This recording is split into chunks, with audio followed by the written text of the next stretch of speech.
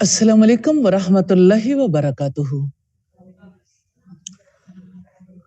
क्या हाल है आप सब लोगों के? अल्हम्दुलिल्लाहि रब्बिल आलमीन।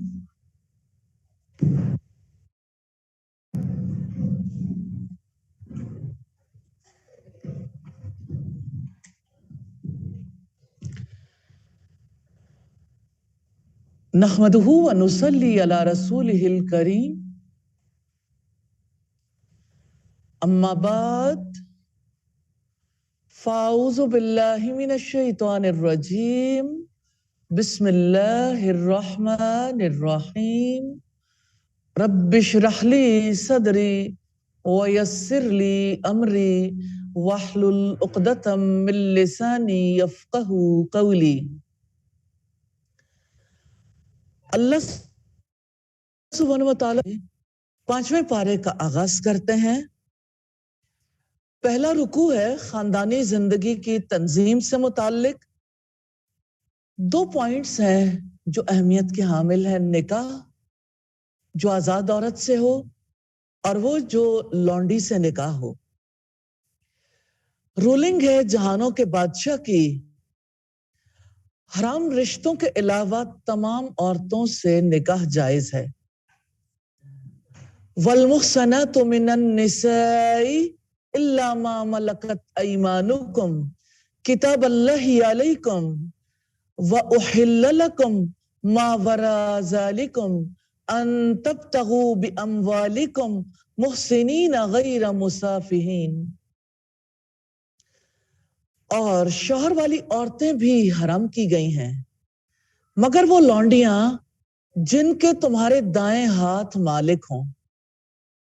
ये तुम पर अल्लाह ताला ने लिख दिया है और इनके अलावा तुम्हारे लिए सब औरतें हलाल कर दी गई हैं। ये कि तुम अपने मालों के बदले में तलब करो इस हाल में कि निकाह में लाने वाले हो, ना कि बदकारी करने वाले हो। फिर उनमें से जिन औरतों से तुम फायदा उठाओ उनको उनके मुकर्रर करदा महर दे दो और तुम पर कोई गुनाह नहीं उसमें जिस पर तुम महर मुकर्रर होने के बाद बाहम रजामंद हो जाओ। यकीनन अल्लाह ताला हमेशा से सब कुछ जानने वाला कमाल हिकमत वाला है। रिश्ता निकाह के बारे में रूलिंग है। निकाह की शराइत में से अहम शर्त का तज़किरा है महर का, और मकसद निकाह की बात है कि निकाह करना है तो दरअसल पाक रहने के लिए और बदकारी से बचने के लिए, और औरत का हक है इसलिए उसको उसका हक यानी महर अदा कर दो। तो हराम रिश्तों के अलावा तमाम औरतों से निकाह जायज है। निकाह में महर मुकर्रर करना शर्त है। निकाह हिफाजत के लिए है। निकाह आजाद शहवत रानी को खत्म करने के लिए है। निकाह इसलिए है ताकि छुपी दोस्तियां खत्म हो जाएं। एक चीज जो तवज्जो तलब है इब्तिदा में ही, मुहसिनीना गैर मुसाफिहीन, इस हाल में कि निकाह में लाने वाले हो ना कि बदकारी करने वाले। यानी माल खर्च करके जो औरतें तलाश करना चाहते हो उससे इफ्फत व इस्मत को बाकी रखना और पाक दामन रहना मकसूद हो, महज शहवत रानी मकसूद ना हो। तो मोमिन के निकाह का मकसद अपनी नजर की, अपने नफ्स की हिफाजत भी है, तकसीर नस्ल भी है, और असल बात यह है कि इफ्फत व इस्मत के साथ पाकीज़ा जिंदगी गुजारना। और रब्बुल इज्जत ने ये जो बात कही कि उनको उनके मुकर्रर करदा महर दे दो, यानी जिससे तुमने फायदा उठाया उस फायदा उठाने के इव्ज उसका महर दे दो जिसका अदा करना तुम पर फर्ज है। फिर फरमाया, और तुम में से जो कोई माली लिहाज से इस्तिताअत न रखता हो कि वो आजाद मोमिन औरतों से निकाह करे तो मोमिन लौंडियों में से किसी से निकाह कर ले। جن کے مالک تمہارے دائیں ہاتھ ہوں، اور اللہ تعالیٰ تمہارے ایمان کو زیادہ جاننے والا ہے۔ تم ایک دوسرے سے ہو، چنانچہ ان کے مالکوں کی اجازت سے ان کے ساتھ نکاح کر لو، اور ان کے مہر ان کو اچھے طریقے سے ادا کرو، جبکہ وہ نکاح میں لائی گئی ہوں بدکاری کرنے والی نہ ہوں، اور نہ ہی چھپے دوست بنانے والی ہوں۔ پھر جب وہ نکاح میں لائی جا چکے تو اگر اس کے بعد وہ بے حیائی کریں تو ان کی سزا آزاد عورتوں سے نصف ہے۔ یہ اس کے لیے جو تم میں سے گناہ میں پڑنے سے ڈرے، اور یہ کہ تم صبر کرو تمہارے لیے بہتر ہے، اور اللہ تعالی بہت بخشنے والا نہایت رحم والا ہے۔ لونڈی اس عورت کو کہتے ہیں جو جنگ میں ہاتھ آئے اور جس کو اسلامی ریاست کا سربراہ کسی کو تفویض کر دے۔ ایسی عورت بک سکتی ہے، خریدی جا سکتی ہے، لیکن اسلام نے ایسے اصول ضابطے بنائے جس کی وجہ سے غلامی ختم ہو گئی۔ رفتہ رفتہ غلام آزاد کرتے کرتے غلامی کی لعنت سے انسانیت کو نجات ملی۔ غلام عورت کی اولاد چونکہ غلام ہوتی ہے، چاہے اس کا نکاح کسی آزاد مرد کے ساتھ ہو، اس کی اولاد اپنے مالک کی غلام رہتی ہے۔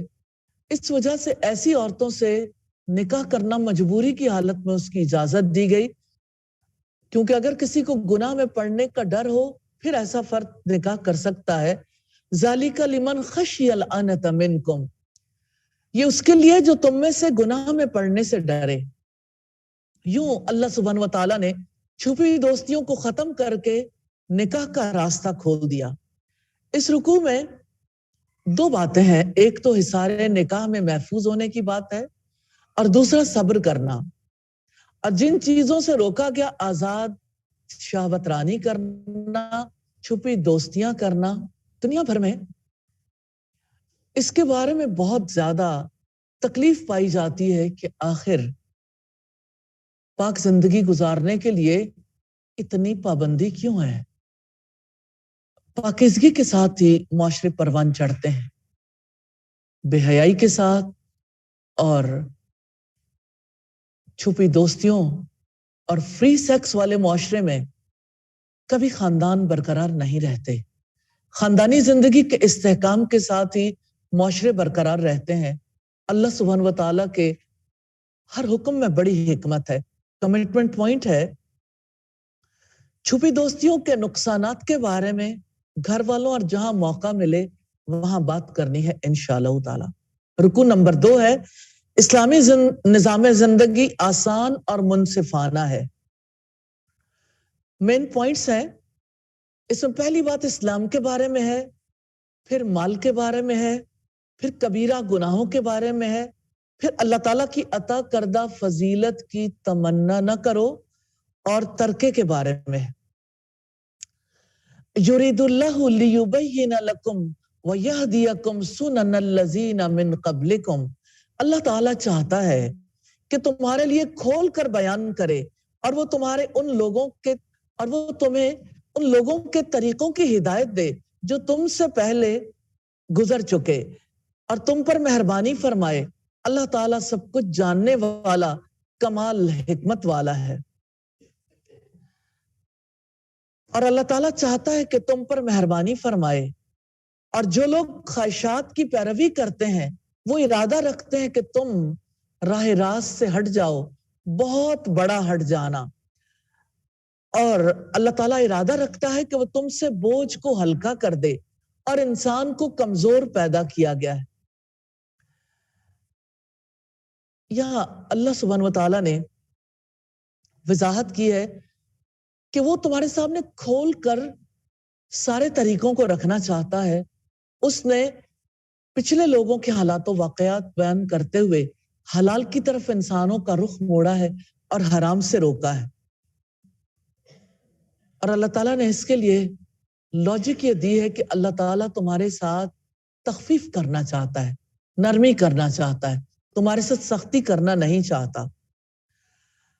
اور آیت نمبر 28 میں بات ہے اسلام کی، اللہ کا نظام زندگی اللہ سبحانہ و تعالیٰ کی رحمت ہے جس پر پہلے صالحین بھی چلتے رہے، اور اللہ سبحانہ و تعالیٰ نے جو طریقہ زندگی دیا ہے اس میں انسانوں کے بوجھ کو ہلکا کر دیا گیا۔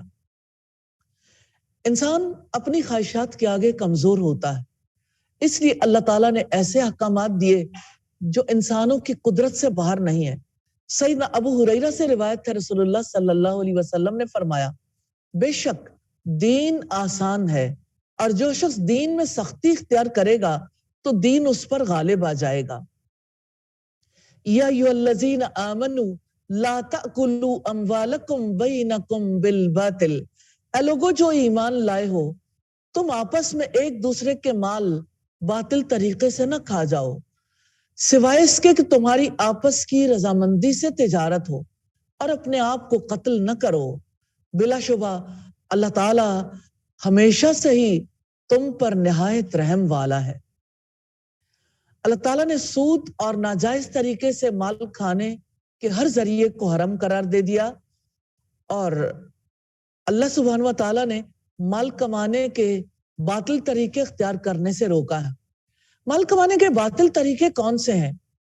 ناجائز دباؤ سے حاصل کیا گیا مال اسی زمرے میں آتا ہے، چوری، ذخیرہ اندوزی سے حاصل کیا گیا مال۔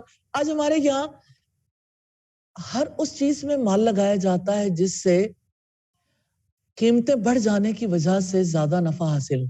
ہماری اکانومی جس کرائسس کا شکار ہے اس میں لوگوں کی نفع کی ہرس، بڑھی ہوئی ہرس نے کتنا بڑا رول پلے کیا ہے، اور اس کی وجہ سے آپ یہ دیکھیے کہ ہر آنے والے دن میں اکانومی اور زیادہ تباہی کا شکار ہو رہی ہے۔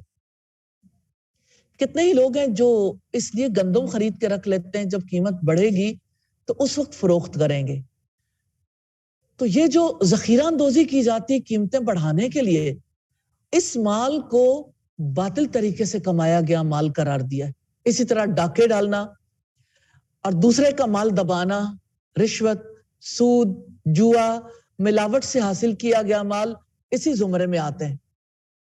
مال کے بارے میں اللہ سبحانہ و تعالیٰ کی رولنگ ہے، باطل طریقوں سے نہ کھاؤ، تجارت آپس کی رضامندی سے کرو، جبری طور پر اپنی مرضی سے اصول ضابطے مت بناؤ، ظلم اور زیادتی نہ کرو، اور ایک دوسرے کو قتل نہ کرو۔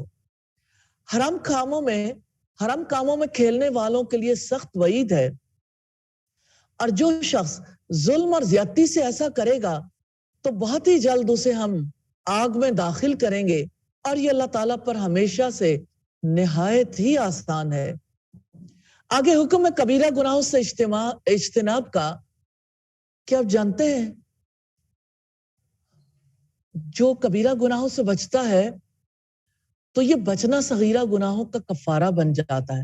رب العزت نے فرمایا ان تجتنبوا کبائر ما تنہون عنہ نکفر عنکم سیئاتکم وندخلکم مدخلا کریما، اگر تم ان بڑے بڑے گناہوں سے بچ جاؤ جن سے تمہیں منع کیا گیا ہے تو ہم تمہاری چھوٹی برائیاں تم سے دور کر دیں گے اور تمہیں بڑی باعزت داخلے کی جگہ میں داخل کریں گے۔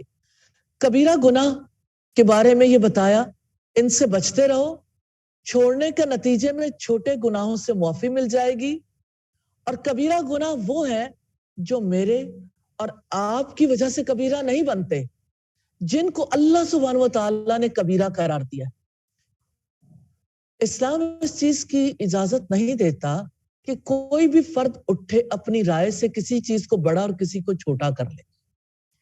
اللہ سبحانہ و تعالیٰ نے جس کو کبیرہ قرار دیا وہی کبیرہ ہے، اور کبیرہ گناہوں کے حوالے سے خاص بات ہے وہ عظیم نافرمانی ہے جس پر اللہ تعالیٰ کی جانب سے وعید ہو، اور قرآن و سنت میں اس کے بارے میں کوئی حد ہو، جیسے قتل ہے، زنا ہے، چوری ہے، شرک ہے، یہ سب کبیرہ گناہ ہیں جن کا تذکرہ امام ذہبی نے اپنی کتاب الکبائر میں کیا ہے، اور ابن عباس نے کہا 700 تک ہیں۔ نکفر عنکم سیئاتکم، تو ہم تمہاری چھوٹی برائیاں تم سے دور کر دیں گے۔ تو کبیرہ گناہوں سے اجتناب شرائط کے ساتھ صغیرہ گناہوں کے لیے کفارہ بنتا ہے۔ تو فرائض قائم کرنے کے ساتھ ساتھ، یعنی اگر آپ ایک طرف 5 नमाजें वक्त की पाबंदी से अदा कर रहे हो और दूसरी तरफ सूद खा रहे हो, तो जैसे नमाजों की पाबंदी जरूरी है, सूद छोड़ना भी जरूरी है। अगर आप एक तरफ रोजे रख रहे हो और दूसरी तरफ शराब पीने का अमल भी जारी रखा हुआ है, तो ऐसा नहीं हो सकता कि आपको रोजे का अजर मिल जाए और आपकी शराब पर पकड़ ना हो।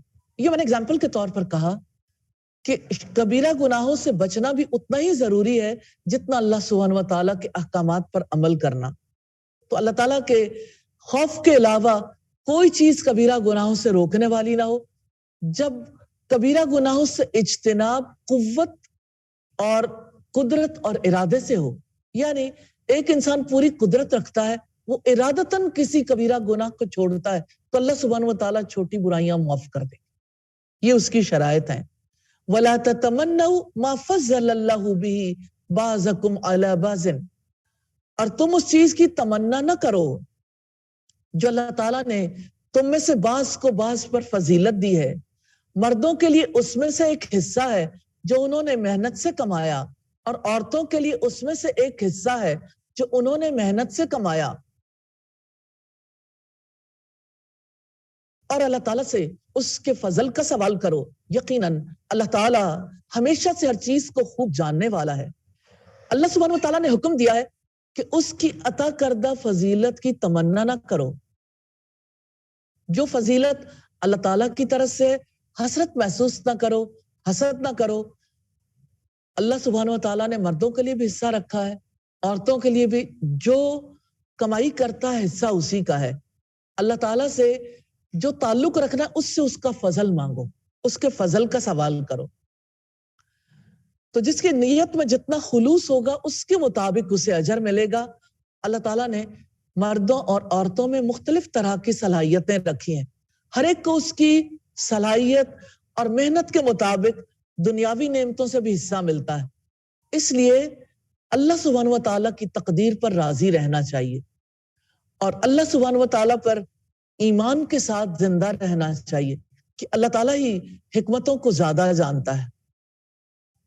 और अल्लाह ताला के यहाँ कुर्ब नेक अमाल की वजह से है। जैसे नबी सल्लल्लाहु अलैहि वसल्लम ने फरमाया, वस्जुद वक्तरिब, सजदा करो और करीब हो जाओ। किसी को औरत होने की बिना पर कुर्बत से महरूम नहीं किया जाएगा और किसी को मर्द होने की बिना पर कुर्बत अता नहीं की जाएगी। इसलिए अल्लाह सुब्हान व तआला चाहते हैं एक दूसरे से हसद ना करो, अल्लाह ताला का फजल तलब करो। अल्लाह ताला ने मीरास के लिए हकदार मुकर्रर कर दिए हैं। वलिकुल्लिन जालना मवालिया, और हर एक के लिए हमने वारिस बनाए हैं। उसमें से जो वालिदैन और करीबी रिश्तेदार छोड़ जाएं और जिनसे तुमने अहद बांधे हो, उन्हें उनका हिस्सा दे दो। बिलाशुबा अल्लाह ताला हर चीज पर हमेशा से हाजिर है। बात है तरके की, विरासत की।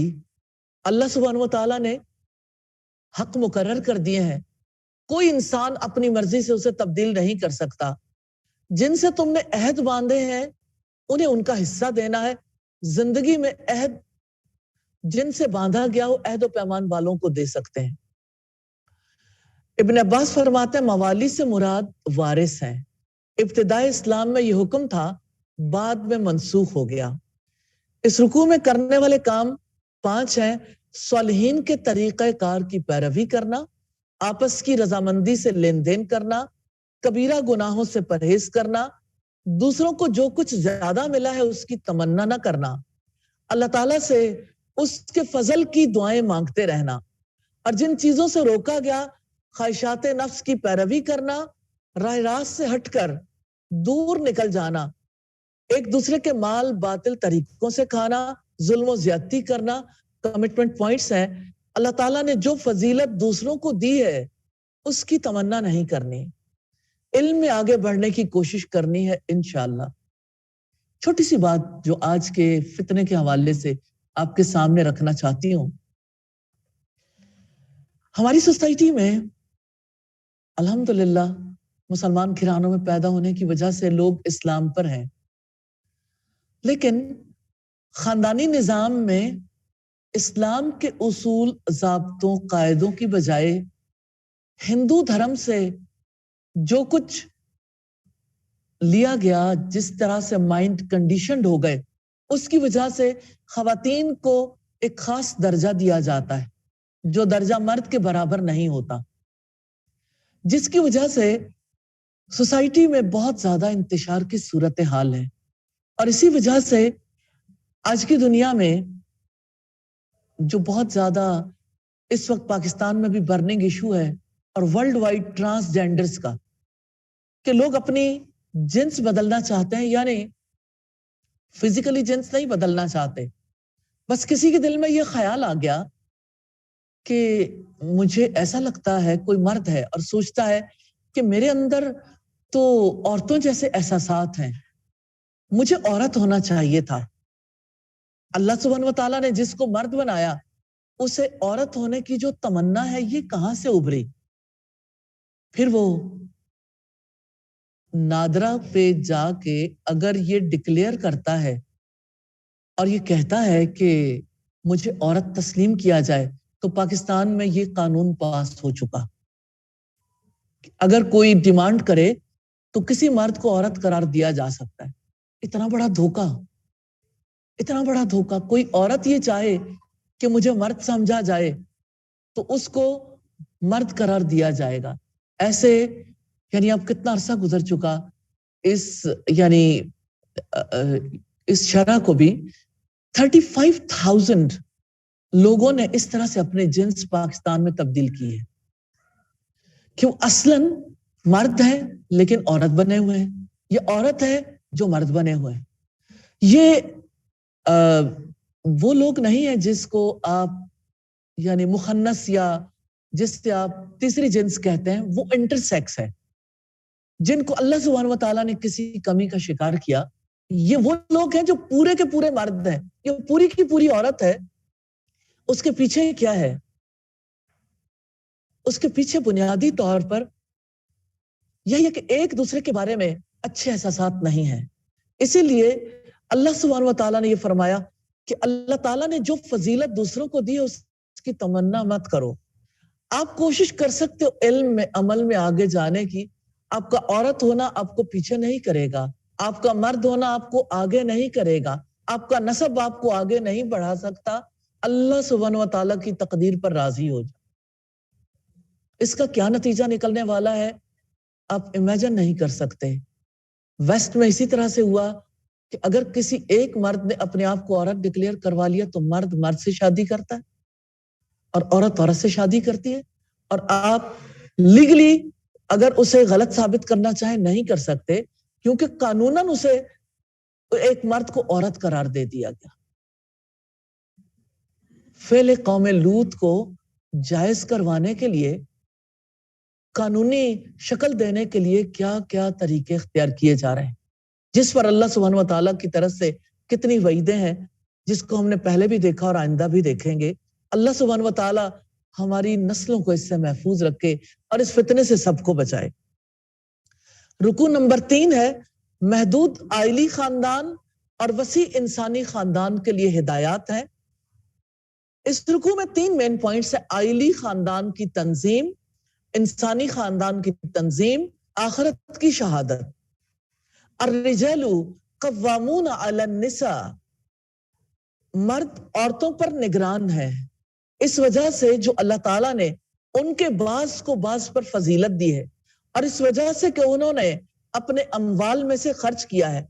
बस नेक औरतें फर्मा बरदार हैं, वो अदम मौजूदगी में भी हिफाजत करने वाली हैं, इस वजह से कि अल्लाह ताला ने उन्हें महफूज रखा।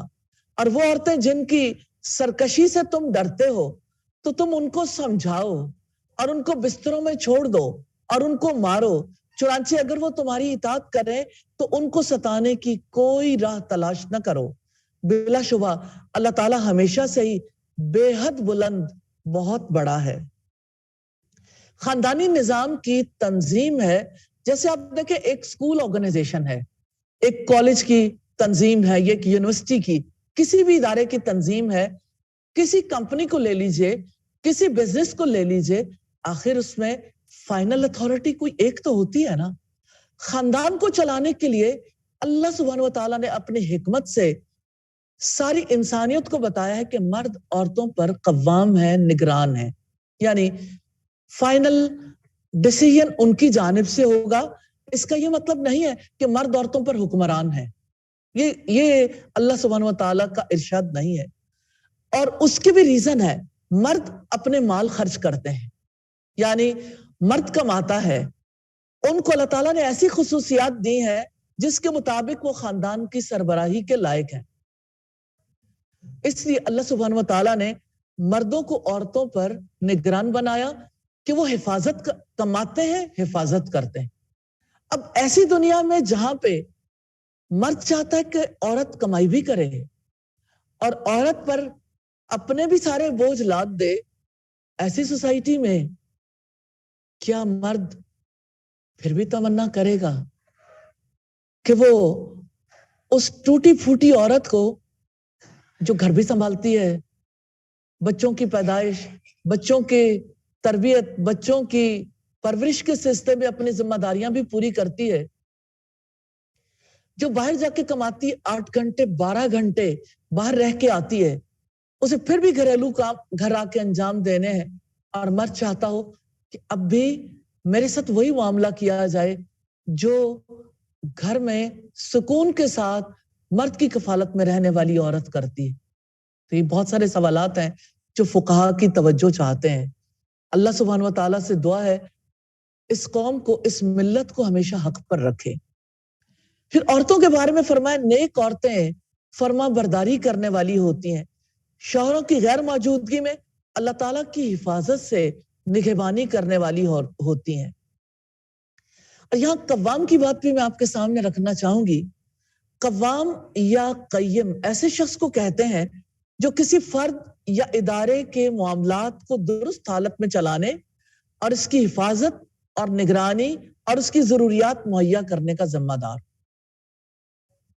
تو یہ جو قوامیت ہے، اس کا مطلب یہ ہے کہ کمانا مرد کی ذمہ داری ہے اور خاندانی نظام کو چلانا اس کی ذمہ داری ہے۔ دونوں ہی کام اگر مرد چھوڑتا چلا جا رہا ہے تو یقیناً یہ لمحہ فکریہ ہے۔ اللہ سبحانہ و تعالیٰ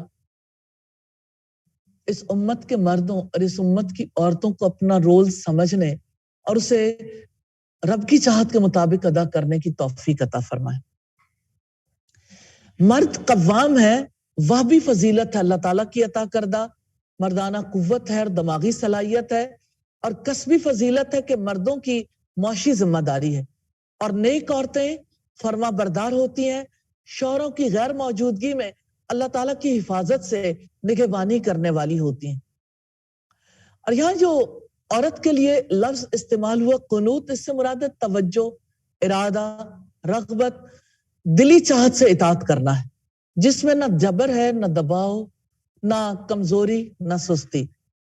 سیدنا ابو ہریرہ رضی اللہ تعالیٰ عنہ سے روایت ہے، کسی نے رسول اللہ صلی اللہ علیہ وسلم سے پوچھا عورتوں میں سے کون سی عورت اچھی ہوتی ہے؟ آپ نے فرمایا جو اپنے شوہر کو خوش کر دے، جب وہ اس کی طرف دیکھے اور جب وہ حکم کرے تو بجا لائے، اور اپنے دل میں اور اپنے مال میں جو شوہر کو برا لگے مخالفت نہ رکھے۔ سیدہ ام سلمہ سے روایت ہے کہ نبی صلی اللہ علیہ وسلم نے فرمایا تم میں سے کوئی عورت مر جائے اس حال میں کہ اس کا شوہر اس سے خوش ہے تو وہ جنت میں جائے گی۔ اور عورت کی سرکشی کی صورت میں اصلاحی تدابیر ہیں، سمجھاؤ ان کے ساتھ بیڈ شیئر نہ کرو، پھر بھی باز نہ آئے تو ان کو مارو۔ لیکن رولنگ کیا ہے؟ عورتوں پر دست درازی کی راستے تلاش نہ کرو۔ شوہر اور بیوی کے تعلقات ٹھیک نہیں ہوتے، خاندانی پنچایت بٹھائیں۔ سیدہ معاویہ رضی اللہ تعالیٰ عنہ کہتے ہیں کہ انہوں نے نبی صلی اللہ علیہ وسلم سے پوچھا کہ عورت کا مرد پر کیا حق ہے؟ آپ نے فرمایا اگر اسے کھانے کی ضرورت ہو اسے کھانا دیا جائے، کپڑے کی ضرورت ہو اسے پہنایا جائے، نہ چہرے کو بگاڑا جائے، اس کو گھر کے اندر خوابگاہ سے علیحدہ کیا جائے۔ اور سیدہ عائشہ فرماتی ہیں رسول اللہ صلی اللہ علیہ وسلم نے کبھی کسی خادم یا عورت کو مارا نہیں ہے۔ لقد کان لکم فی رسول اللہ اسوۃ حسنہ، بلا شبہ یقیناً تمہارے لیے اللہ کے رسول صلی اللہ علیہ وسلم کی حیات میں بہترین نمونہ ہے۔ اور اگر تم ان دونوں کے درمیان مخالفت سے ڈرو تو ایک منصف شوہر کے رشتہ داروں میں سے اور ایک منصف بیوی کے رشتہ داروں میں سے مقرر کر دو. اگر وہ دونوں اصلاح کا ارادہ رکھیں تو اللہ تعالیٰ ان کے درمیان موافقت پیدا کر دے گا. بلا شبہ اللہ تعالیٰ ہمیشہ سے ہی سب کچھ جاننے والا، ہر چیز کی خبر رکھنے والا ہے. پھر اللہ سبحانہ و تعالیٰ نے ایمان والوں پر عائد کردہ ربانی فرائض کی طرف توجہ دلائی ہے. وَاعْبُدُوا اللَّهَ وَلَا تُشْرِكُوا بِهِ شَيْئًا وَبِالْوَالِدَيْنِ إِحْسَانًا. اور اللہ تعالیٰ کی عبادت کرو اور اس کے ساتھ کسی چیز کو بھی شریک نہ بناؤ، اور والدین کے ساتھ احسان کرو، اور رشتہ داروں اور یتیموں اور مسکینوں اور رشتہ دار ہمسایوں اور اجنبی ہمسایوں اور پہلو کے ساتھی اور مسافر کے ساتھ اور ان کے ساتھ جن کے مالک تمہارے دائیں ہاتھ ہوئے ہوں، اجنبی ہمسایوں جن کے مالک تمہارے دائیں ہاتھ ہوئے ہوں. یقیناً اللہ تعالیٰ ایسے شخص سے محبت نہیں کرتا جو اکڑنے والا، فخر کرنے والا ہو.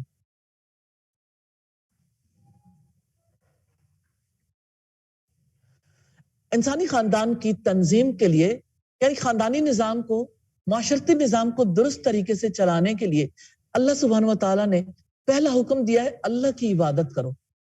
اللہ سبحانہ و تعالیٰ کے مقابلے میں کسی اور کو کھڑا نہ کرو. اللہ کی اطاعت کے ساتھ کسی دوسرے کی اطاعت نہیں ہے. اس لیے اللہ کی عبادت کرو، اس کے راستے میں خرچ کرو، اور آپ اپنے مال کو صرف اپنی ملکیت مت سمجھو.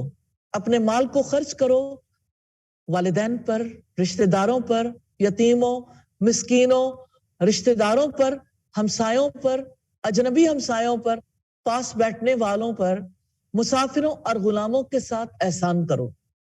اچھے سلوک میں اگرچہ بات بھی آتی ہے، لیکن اچھا سلوک کرتے ہوئے کسی کو کھانا کھلانا، کسی کو اس کی ضرورت کی چیز دے دینا جس کا تعلق مال سے ہے، تو انسان حسن سلوک محض باتوں سے نہیں، جو اس کے پاس ہے اسے دیکھ کر بھی کرے. اللہ تعالیٰ بخل کو ناپسند کرتا ہے. جو بخیل ہو جاتا ہے وہ کسی کے لیے مال خرچ کرنا نہیں چاہتا. اللہ تعالیٰ تکبر کرنے والے، فخر کرنے والے سے محبت نہیں کرتا.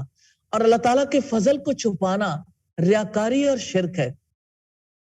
رشتہ دار کو صدقہ دینے کی بڑی فضیلت ہے.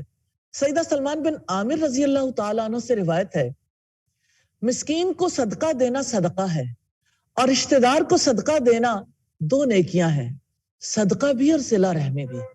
یعنی رشتہ دار کو صدقہ دینا زیادہ افضل ہے. اور جہاں تک ہمسائے کا تعلق ہے، اس کے حق کی بڑی اہمیت ہے.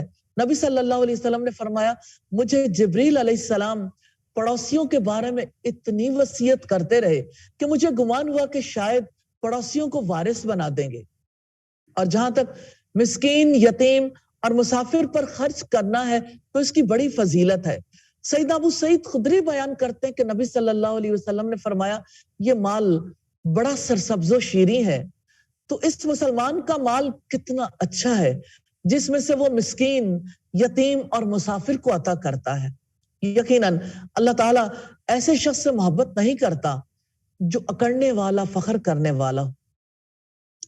تو اللہ تعالیٰ کی عبادت اور جن لوگوں سے اس نے سلوک کا حکم دیا گیا ہے، ان پر وہی عمل کر سکتا ہے جو انا پرست نہ ہو، ایگوسٹک نہ ہو، جو صرف سیلف لو میں مبتلا نہ ہو. دیکھیے، انسان اپنی ذات سے تو محبت کرتا ہے، لیکن یہ محبت اس قدر نہ بڑھ جائے کہ دوسرے سب حقیر ہو جائیں اور دوسروں کی ضرورت کا انسان لحاظ نہ کر پائے. جو فخر و غرور میں مبتلا نہ ہو، تکبر نہ کرے، وہی اللہ کی عبادت کر سکتا ہے، وہی انسانوں کے ساتھ حسن سلوک کر سکتا ہے. اسی لیے تکبر اور فخر و غرور کی خاص طور پر مذمت کی گئی. تکبر جنت کے راستے کی رکاوٹ ہے. نبی صلی اللہ علیہ وسلم نے فرمایا، جس کے دل میں رائی کے دانے کے برابر بھی تکبر ہوگا وہ جنت میں نہیں جائے گا. اس پر ایک آدمی نے عرض کیا کہ آدمی چاہتا ہے اس کے کپڑے اچھے ہوں، اس کی جوتی بھی اچھی ہو. آپ صلی اللہ علیہ وسلم نے فرمایا، اللہ جمیل ہے اور جمال کو پسند کرتا ہے. تکبر تو حق کی طرف سے منہ موڑنے اور دوسرے لوگوں کو کمتر سمجھنے کو کہتے ہیں. پھر فرمایا، وہ لوگ جو بخل کرتے ہیں اور لوگوں کو بھی بخل کا حکم دیتے ہیں، اور اللہ تعالیٰ نے جو کچھ انہیں اپنے فضل سے دیا ہے اسے چھپاتے ہیں، اور ہم نے کافروں کے لیے ذلیل کرنے والا عذاب تیار کر رکھا ہے۔ سیدنا عبداللہ ابن عمر سے روایت ہے، نبی صلی اللہ علیہ وسلم نے خطبہ پڑھا، پھر فرمایا تم بخیلی سے بچو، تمہارے پہلے لوگ اسی بخل کی وجہ سے تباہ ہو گئے۔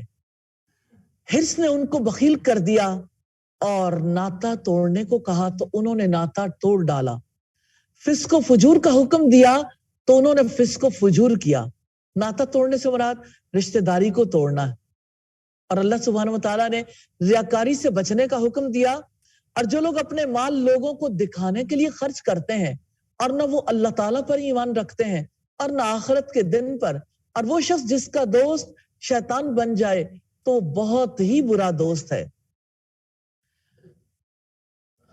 ریاکار کبھی اخلاص سے خرچ نہیں کرتا، اللہ سبحانہ وتعالیٰ کی خوشی کے لیے وہ نیت نہیں کرتا، ایمان اور ثواب کی امید کی وجہ سے وہ خرچ نہیں کرتا، اس لیے اس کا خرچ ضائع ہو جاتا ہے۔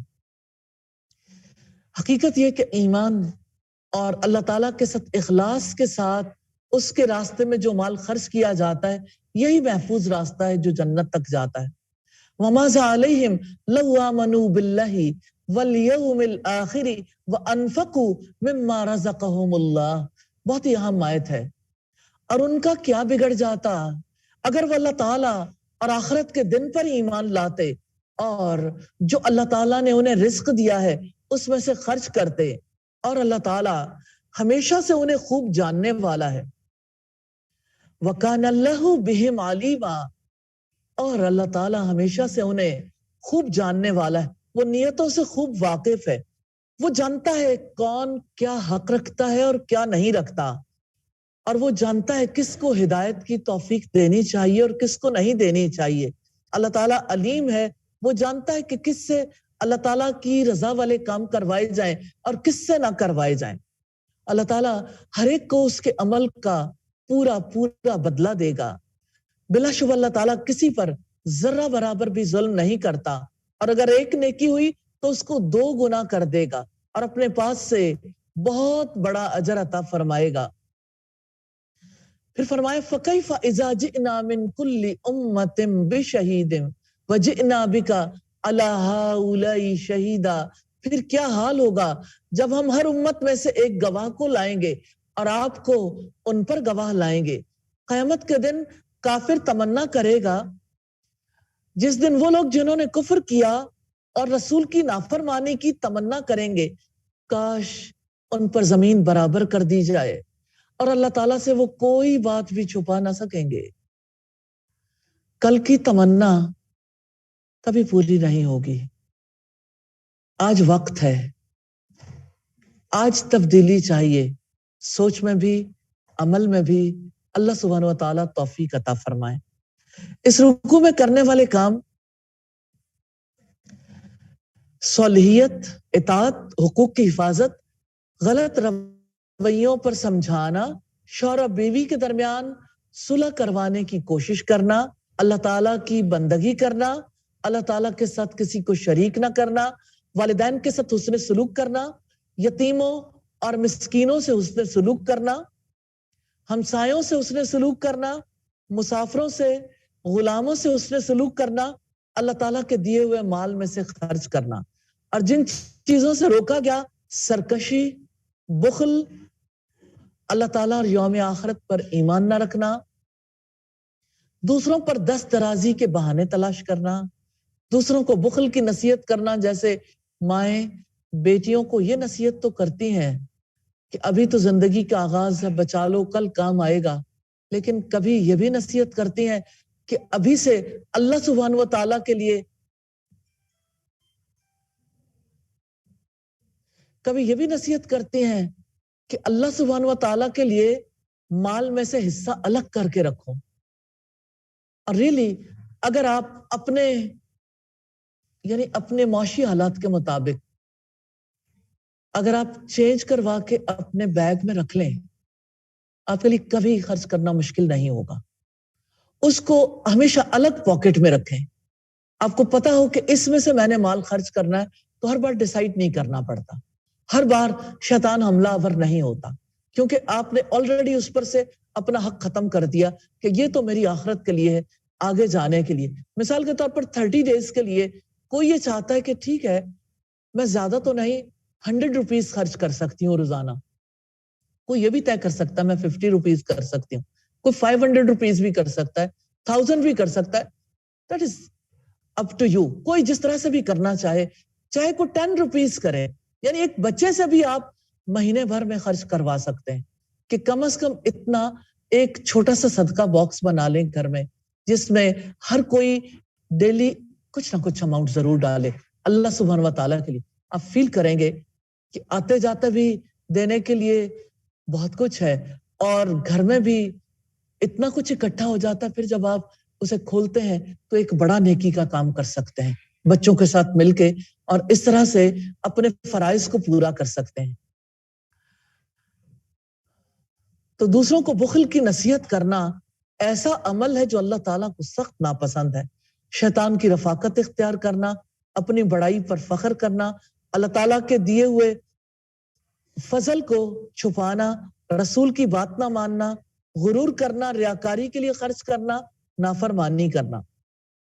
کمٹمنٹ پوائنٹس ہیں: میں اللہ کی غلام ہوں، ہر کام کرتے ہوئے آخرت کی جزا کو پیش نظر رکھنا ہے انشاءاللہ. رکن نمبر 4 ہے عقلی اور جسمانی نجاست کو دور کرنے کی وضاحت ہے. مین پوائنٹس ہیں صلاۃ یعنی نماز، اور اہل کتاب سے مارکہ آرائی. یا ایھا الذین آمنوا لا تقربوا الصلاۃ وانتم سکارى حتى تعلموا ما تقولون ولا جنبا الا عابری سبیل حتى تغتسلوا. اے لوگو جو ایمان لائے ہو، تم نماز کے قریب بھی نہ جاؤ اس حال میں کہ تم نشے میں ہو، یہاں تک کہ تم جان لو جو کچھ تم کہتے ہو، اور نہ ہی جنابت کی حالت میں مگر راستہ عبور کرنے والے ہو، یہاں تک کہ تم غسل کر لو. اور اگر تم بیمار ہو یا سفر میں ہو، یا تم میں سے کوئی قضائے حاجت سے آیا ہو، یا تم نے عورتوں سے مباشرت کی ہو، پھر تم پانی نہ پاؤ تو پاک مٹی سے تیمم کرو، پھر اپنے چہروں اور ہاتھوں کا مسح کرو. یقیناً اللہ تعالیٰ ہمیشہ سے ہی بہت معاف کرنے والا، بے حد بخشنے والا ہے. نماز کے بارے میں خاص حکم ہے نشے کی حالت میں نماز کے قریب نہ جاؤ. یہ شراب کے بارے میں دوسرا حکم ہے، ہر نشاور چیز کے بارے میں دوسرا حکم ہے. پہلا حکم آیا تھا جس میں سب کو بتایا گیا کہ شراب میں نفع بھی ہے اور گناہ بھی، لیکن اس کا گناہ اس کے نفع سے بہت زیادہ ہے. اب بتایا گیا کہ اگر اوقات کی تنظیم کی گئی، کیونکہ ابھی تک شراب پر پابندی عائد نہیں کی گئی تھی، نشے کی حالت میں نماز کے قریب نہ جاؤ.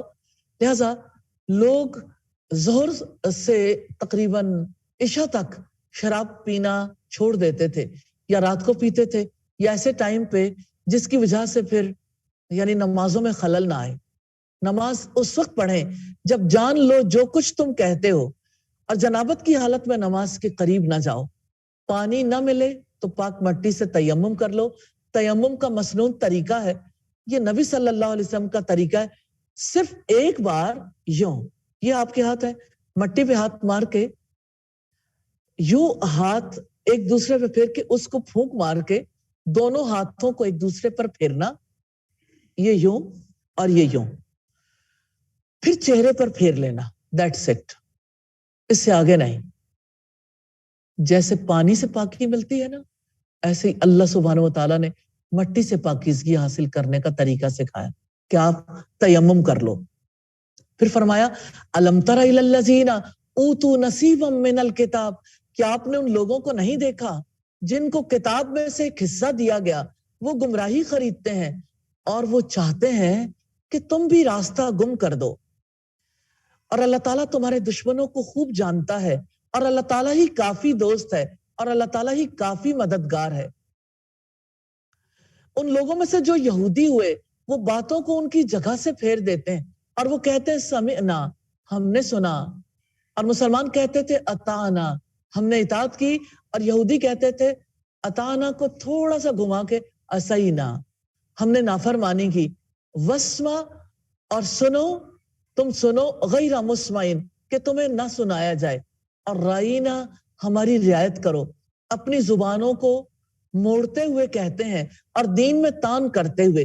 اور اگر وہ کہتے سمعنا, ہم نے سنا, واطعنا, اور ہم نے اطاعت کی, واسمع, اور اب سنیے, وانظرنا, اور ہم پر نظر کرم کیجئے, تو ان کے حق میں بلا شبہ زیادہ بہتر اور زیادہ درست ہوتا. لیکن اللہ تعالیٰ نے ان کے کفر کی وجہ سے ان پر لعنت کر دی. چنانچہ ان میں سے کم ہی لوگ ایمان لاتے ہیں. اللہ تعالیٰ کی کتاب پر ایمان لانے کی تنبیہی دعوت ہے. اللہ سبحانہ و تعالیٰ نے مجلسی آداب میں کمی کرنے والوں کی قلعی کھول دی ہے کہ یہ نبی صلی اللہ علیہ وسلم کی شان میں جو گستاخی کرتے ہیں. یہودی اسی طرح کے الفاظ کہتے تھے. مجلس کے آداب سکھائے کہ جب آپ نے مجلس میں کسی بڑے سے بات کرنی ہو تو جیسے آپ کہتے ہیں نا ایکسکیوز می, تو صحابہ کرام کہتے تھے انظر, کہ آپ ہماری طرف نظر کیجئے, انظرنا, وانظرنا, ہم پر نظر کرم کیجئے. تو یہ وانظرنا جو ہے اس لفظ کو اختیار کرنے کی تلقین کی گئی. پھر فرمایا یا ایھا الذین اوتوا الکتاب آمنوا بما نزلنا مصدقا لما معکم, اے وہ لوگوں جنہیں کتاب دی گئی اس پر ایمان لے آؤ جو ہم نے نازل کیا ہے, اس کے لیے تصدیق کرنے والا ہے جو تمہارے پاس ہے. اس سے پہلے کہ ہم چہروں کو مٹا دیں, پھر انہیں پشتوں پر پھیر دیں یا ان پر لعنت کریں جیسے ہم نے سبت والوں پر لعنت کی, اور اللہ تعالیٰ کا حکم ہمیشہ سے ہو کر رہنے والا ہے. بے شک اللہ تعالیٰ اس بات کو نہیں بخشے گا کہ اس کے ساتھ شرک کیا جائے, اور جو اس کے علاوہ ہے وہ جس کے لیے چاہے گا بخش دے گا, اور جو اللہ تعالیٰ کے ساتھ شریک کرے گا تو یقیناً اس نے بہت بڑا گناہ گھڑ لیا. کیا آپ نے ان لوگوں کو نہیں دیکھا جو اپنے آپ کو پاک کہتے ہیں, بلکہ اللہ تعالیٰ جس کو چاہتا ہے پاک کرتا ہے, اور ان پر ایک دھاگے برابر بھی ظلم نہیں کیا جائے گا. وہ اللہ تعالیٰ پر کس طرح جھوٹ باندھتے ہیں. انظر کیف یفترون علی اللہ الکذب, آپ دیکھیں کس طرح وہ اللہ تعالیٰ پر جھوٹ باندھتے ہیں, اور اس کو اتنا ظاہر گناہ کافی ہے. کرنے والے کام ہے طہارت کا اہتمام کرنا, راست بازی اختیار کرنا, اور جن کاموں سے روکا گیا گمراہی, دوسروں کی گمراہی کی خواہش رکھنا, الفاظ کو ان کی جگہ سے پھیر دینا, دین حق پر تانا زنی کرنا, باطل پرستی اختیار کرنا, اللہ تعالیٰ کے ساتھ کسی کو شریک ٹھہرانا, اپنی پاکیزگی کا دم بھرنا, اللہ تعالیٰ پر جھوٹ باندھنا. کمٹمنٹ پوائنٹس ہیں. حق اور ناحق کے فرق کو ہمیشہ ملحوظ خاطر رکھنا ہے انشاءاللہ. رکو نمبر 5 ہے امت مسلمہ کے فرائض ہیں. اس میں 3 مین پوائنٹس ہیں. مخالف اسلام قوتوں سے مارکہ آرائی, امت مسلمہ کے فرائض, اور امت مسلمہ کا دستور. الم تر الی الذین اوتوا نصیبا من الکتاب یؤمنون بالجبت والطاغوت, کیا آپ نے نہیں دیکھا ان لوگوں کی طرف جو کتاب میں سے ایک حصہ دیے گئے, وہ بتوں پر اور باطل معبود پر ایمان رکھتے ہیں, اور ان لوگوں کے لیے کہتے ہیں جنہوں نے کفر کیا یہ ان لوگوں سے زیادہ ہدایت کے راستے پر ہیں جو ایمان لائے. بتوں پر اور باطل معبودوں پر کیسے ایمان رکھا جاتا ہے؟ مثال کے طور پر یہ جو جبت ہے نا, توہمات, پرندے اڑا کر, خط کھینچ کر فالگیری کرنا, بدشگونی لینا جبت میں سے ہے. جابر نے کہا کہ طاغوت بڑے ظالم مشرک قسم کے سردار لوگ جن کے یہاں جاہلیت میں لوگ مقدمات لے کر جاتے تھے اور وہ اللہ تعالیٰ کے قانون کے ماں سوا فیصلے کرتے تھے. اللہ سبحانہ و تعالیٰ نے یہ واضح کیا ہے اولئک الذین لعنہم اللہ, یہی لوگ ہیں جن پر اللہ تعالیٰ نے لعنت کی ہے, اور جس پر اللہ تعالیٰ لعنت کرتا ہے تو اس کے لیے آپ ہرگز کوئی مددگار نہیں پائیں گے. یہودیوں کے بخل کے مثال ہے آگے, یا ان کے لیے حکومت میں کوئی حصہ ہے تب وہ لوگوں کو کھجور کی گٹھلی کے شگاف کے برابر بھی نہ دیں گے, یا وہ لوگوں سے اس پر حسد کرتے ہیں جو اللہ تعالیٰ نے انہیں اپنے فضل سے عطا کیا ہے. تو یقیناً ہم نے اولاد ابراہیم کو کتاب اور حکمت دی ہے, اور ہم نے انہیں عظیم بادشاہت سے بھی نوازا ہے. نبی صلی اللہ علیہ وسلم نے فرمایا تم آپس میں بغض اور حسد نہ کرو اور نہ ہی ایک دوسرے سے پشت پھیرو، بلکہ اللہ کے بندے اور بھائی بھائی بن جاؤ، اور کسی کے لیے جائز نہیں کہ وہ اپنے بھائی سے 3 دن سے زیادہ ترک تعلق کر لے۔ فَمِنْهُمْ مَنْ آمَنَ بِهِ وَمِنْهُمْ مَنْ صَدَّ عَنْهُ، پھر ان میں سے کوئی ہے جو اس پر ایمان لایا، اور ان میں سے کوئی ہے جو اس سے منہ موڑ گیا، اور جلانے کو جہنمی کافی ہے۔ کفر کرنے والوں کے عذاب کا تذکرہ ہے۔ بلا شبہ جن لوگوں نے ہماری آیات کا کفر کیا، بہت جلد ہم انہیں آگ میں ڈالیں گے۔ جب کبھی ان کی کھالیں گل سڑ جائیں گی تو ہم انہیں اس کے علاوہ کھالیں بدل دیں گے تاکہ وہ عذاب چکھیں۔ یقیناً اللہ تعالیٰ ہمیشہ سے ہی سب پر غالب کمال حکمت والا ہے۔ اس سے یہ پتا چلتا ہے کہ کھالیں آگ سے گلیں گی، گلنے کے عمل کی ہولناکی کا اندازہ لگائیں۔ دنیا میں آج اگر کھال جلتی ہے نا تو اوپر چھالے بنتے ہیں، اس کھال یا سکن کے اوپر اور اس کے اندر پیپ بھر جاتی ہے۔ گلنے کا عمل کتنا خوفناک ہے۔ بدلناہم جلودا غیرہا، تو ہم انہیں اس کے علاوہ کھالیں بدل دیں گے۔ جہنم کے عذاب کی سختی اور دوام کا ذکر ہے۔ کھالوں کی یہ تبدیلی دن میں 20 مرتبہ عمل میں آئے گی، یعنی ایک ایک دن میں کتنی مرتبہ سکن چینج ہوگی۔ دوسری کھال کیوں عطا کی جائے گی؟ کیونکہ بیرونی جلد، آؤٹر سکن ہمیشہ زیادہ تکلیف فیل کرتی ہے۔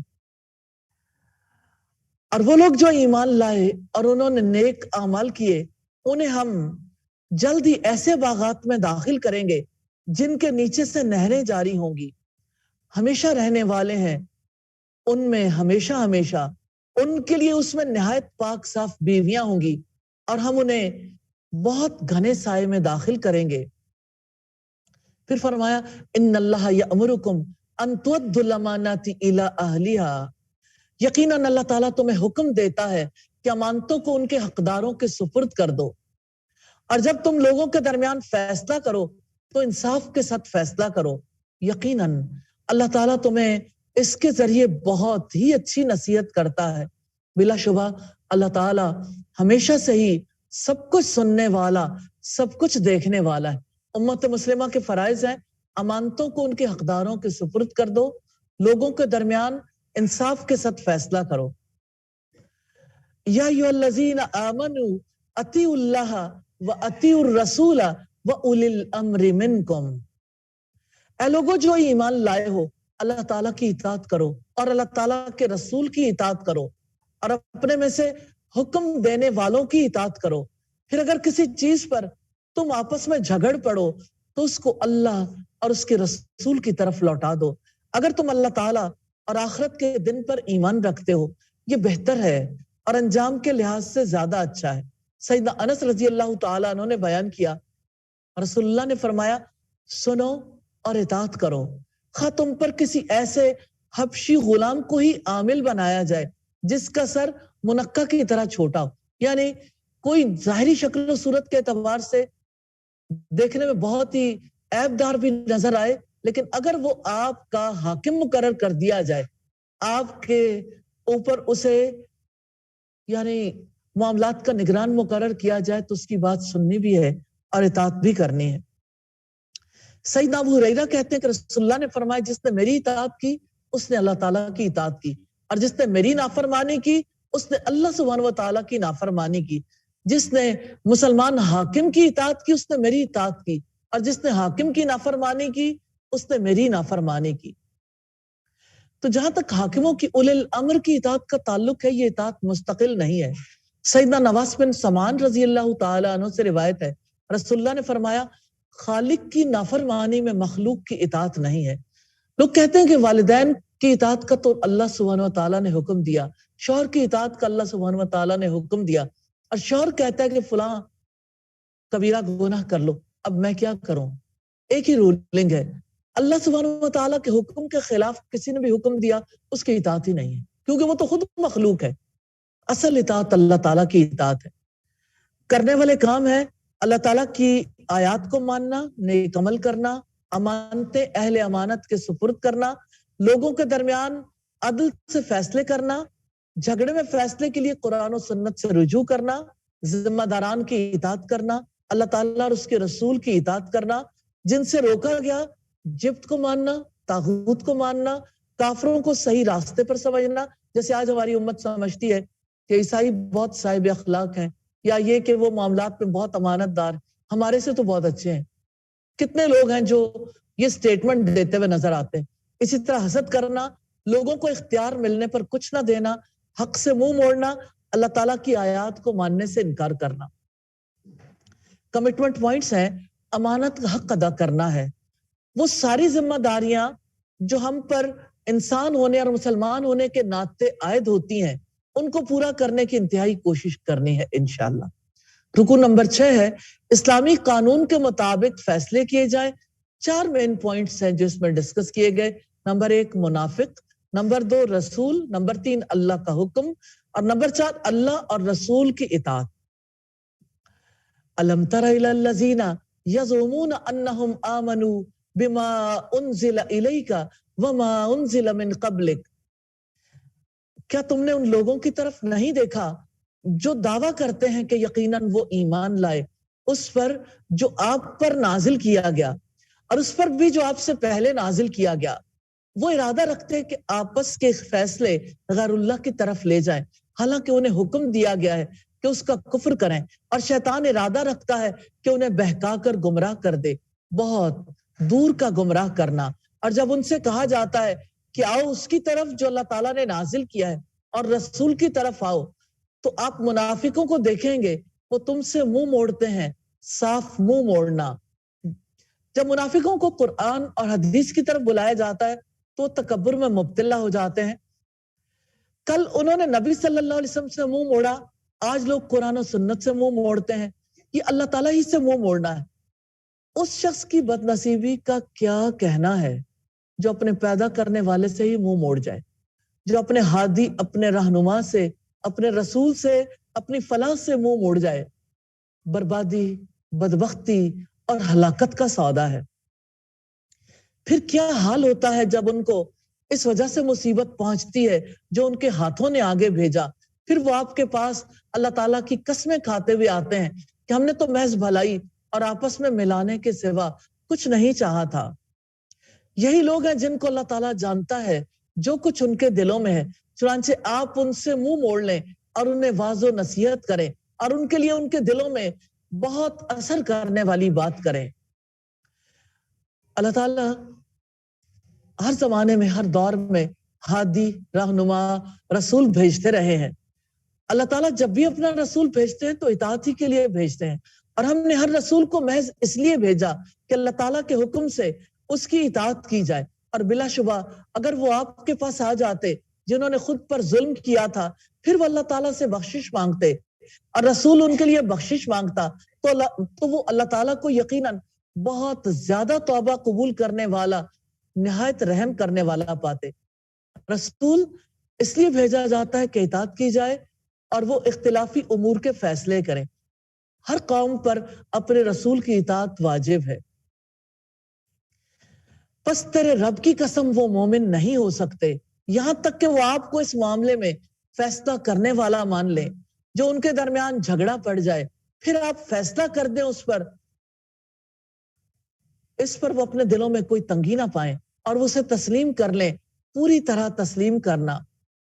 سیدنا ابو ہریرہ کہتے ہیں کہ رسول اللہ نے فرمایا میری امت کے سارے لوگ جنت میں جائیں گے سوائے ان لوگوں کے جنہوں نے انکار کیا. صحابہ کرام نے پوچھا یا رسول اللہ کس نے انکار کیا؟ آپ نے فرمایا جس نے میری اطاعت کی وہ جنت میں جائے گا، اور جس نے میری نافرمانی کی اس نے انکار کیا. اور اگر واقعتاً ہم ان پر فرض کر دیتے کہ اپنے آپ کو قتل کرو یا اپنے گھروں سے نکل جاؤ تو وہ ایسا نہ کرتے مگر ان میں سے بہت تھوڑے لوگ.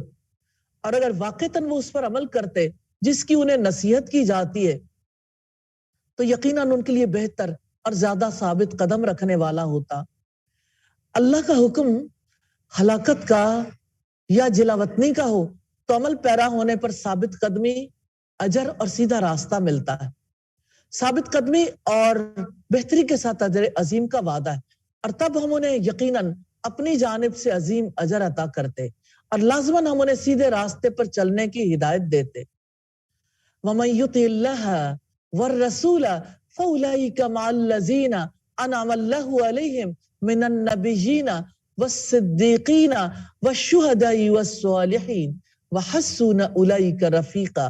اور جو اللہ تعالیٰ اور اس کے رسول کی اطاعت کرے گا تم ان کے ساتھ ہوں گے جن پر اللہ تعالیٰ نے انعام کیا۔ آپ سورہ الفاتحہ میں ہر رکعت میں یہ دعا کرتے ہیں، صراط الذین انعمت علیہم، ان لوگوں کے راستے پر جن پر تو نے انعام کیا، نبیوں، صدیقوں، شہیدوں اور صالحین میں سے، اور یہی بہترین ساتھی ہیں۔ تو اللہ رسول کی اطاعت کرنے والا حقیقی فضل کا مستحق ہے، اسے انبیاء، صدیقوں، شہیدوں اور صالحین کی رفاقت نصیب ہوگی۔ حقیقت جاننے کے لیے بس اللہ کا علم کافی ہے۔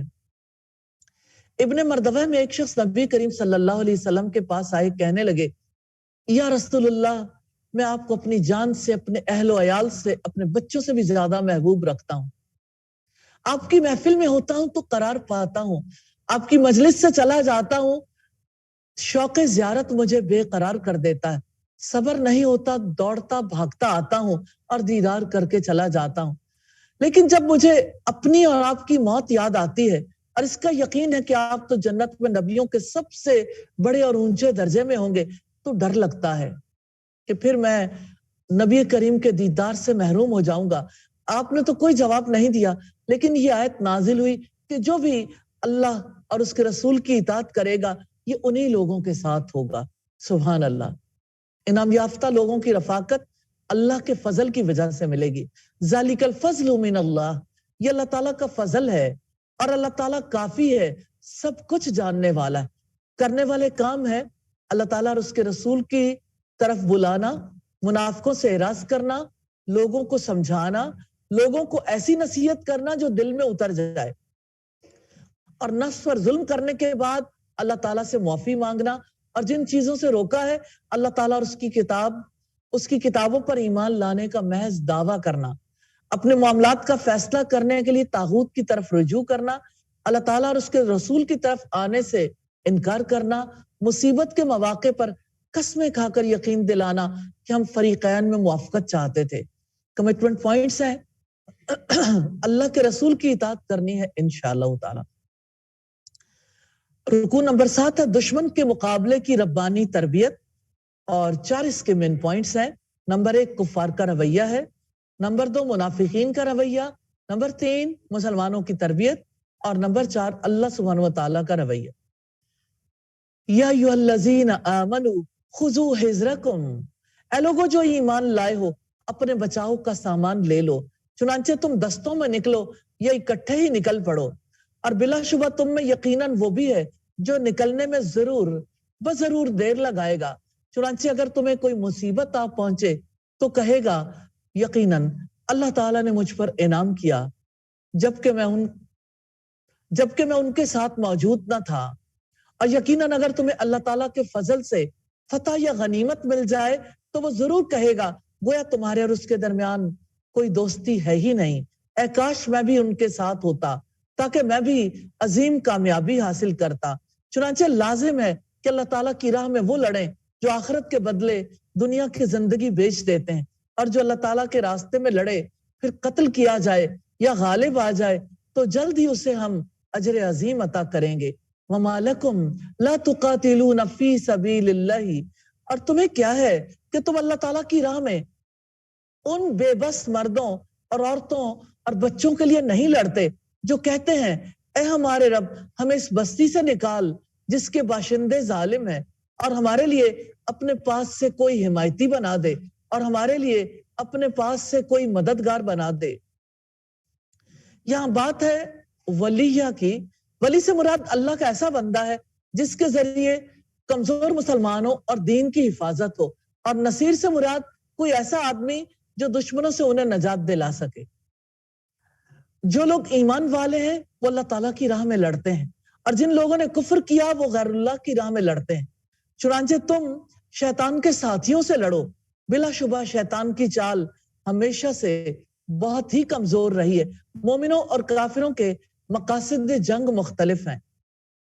اس رکوع میں کرنے والے کام ہیں مقابلے کے لیے ہر وقت تیار رہنا، آخرت کے بدلے دنیا کی زندگی کو فروخت کر دینا، اللہ تعالیٰ کی راہ میں جہاد کرنا، اللہ تعالیٰ کی راہ میں شہید ہونا، شیطان کے ساتھیوں سے لڑنا، اور جن کاموں سے روکا گیا جہاد سے جی چرانا، ایمان والوں کی مصیبت پر اپنی علیحدگی کو اللہ تعالیٰ کا فضل بنا کر پیش کرنا، ایمان والوں کی کامیابی پر حسرت محسوس کرنا، طاغوت کے راستے میں لڑنا.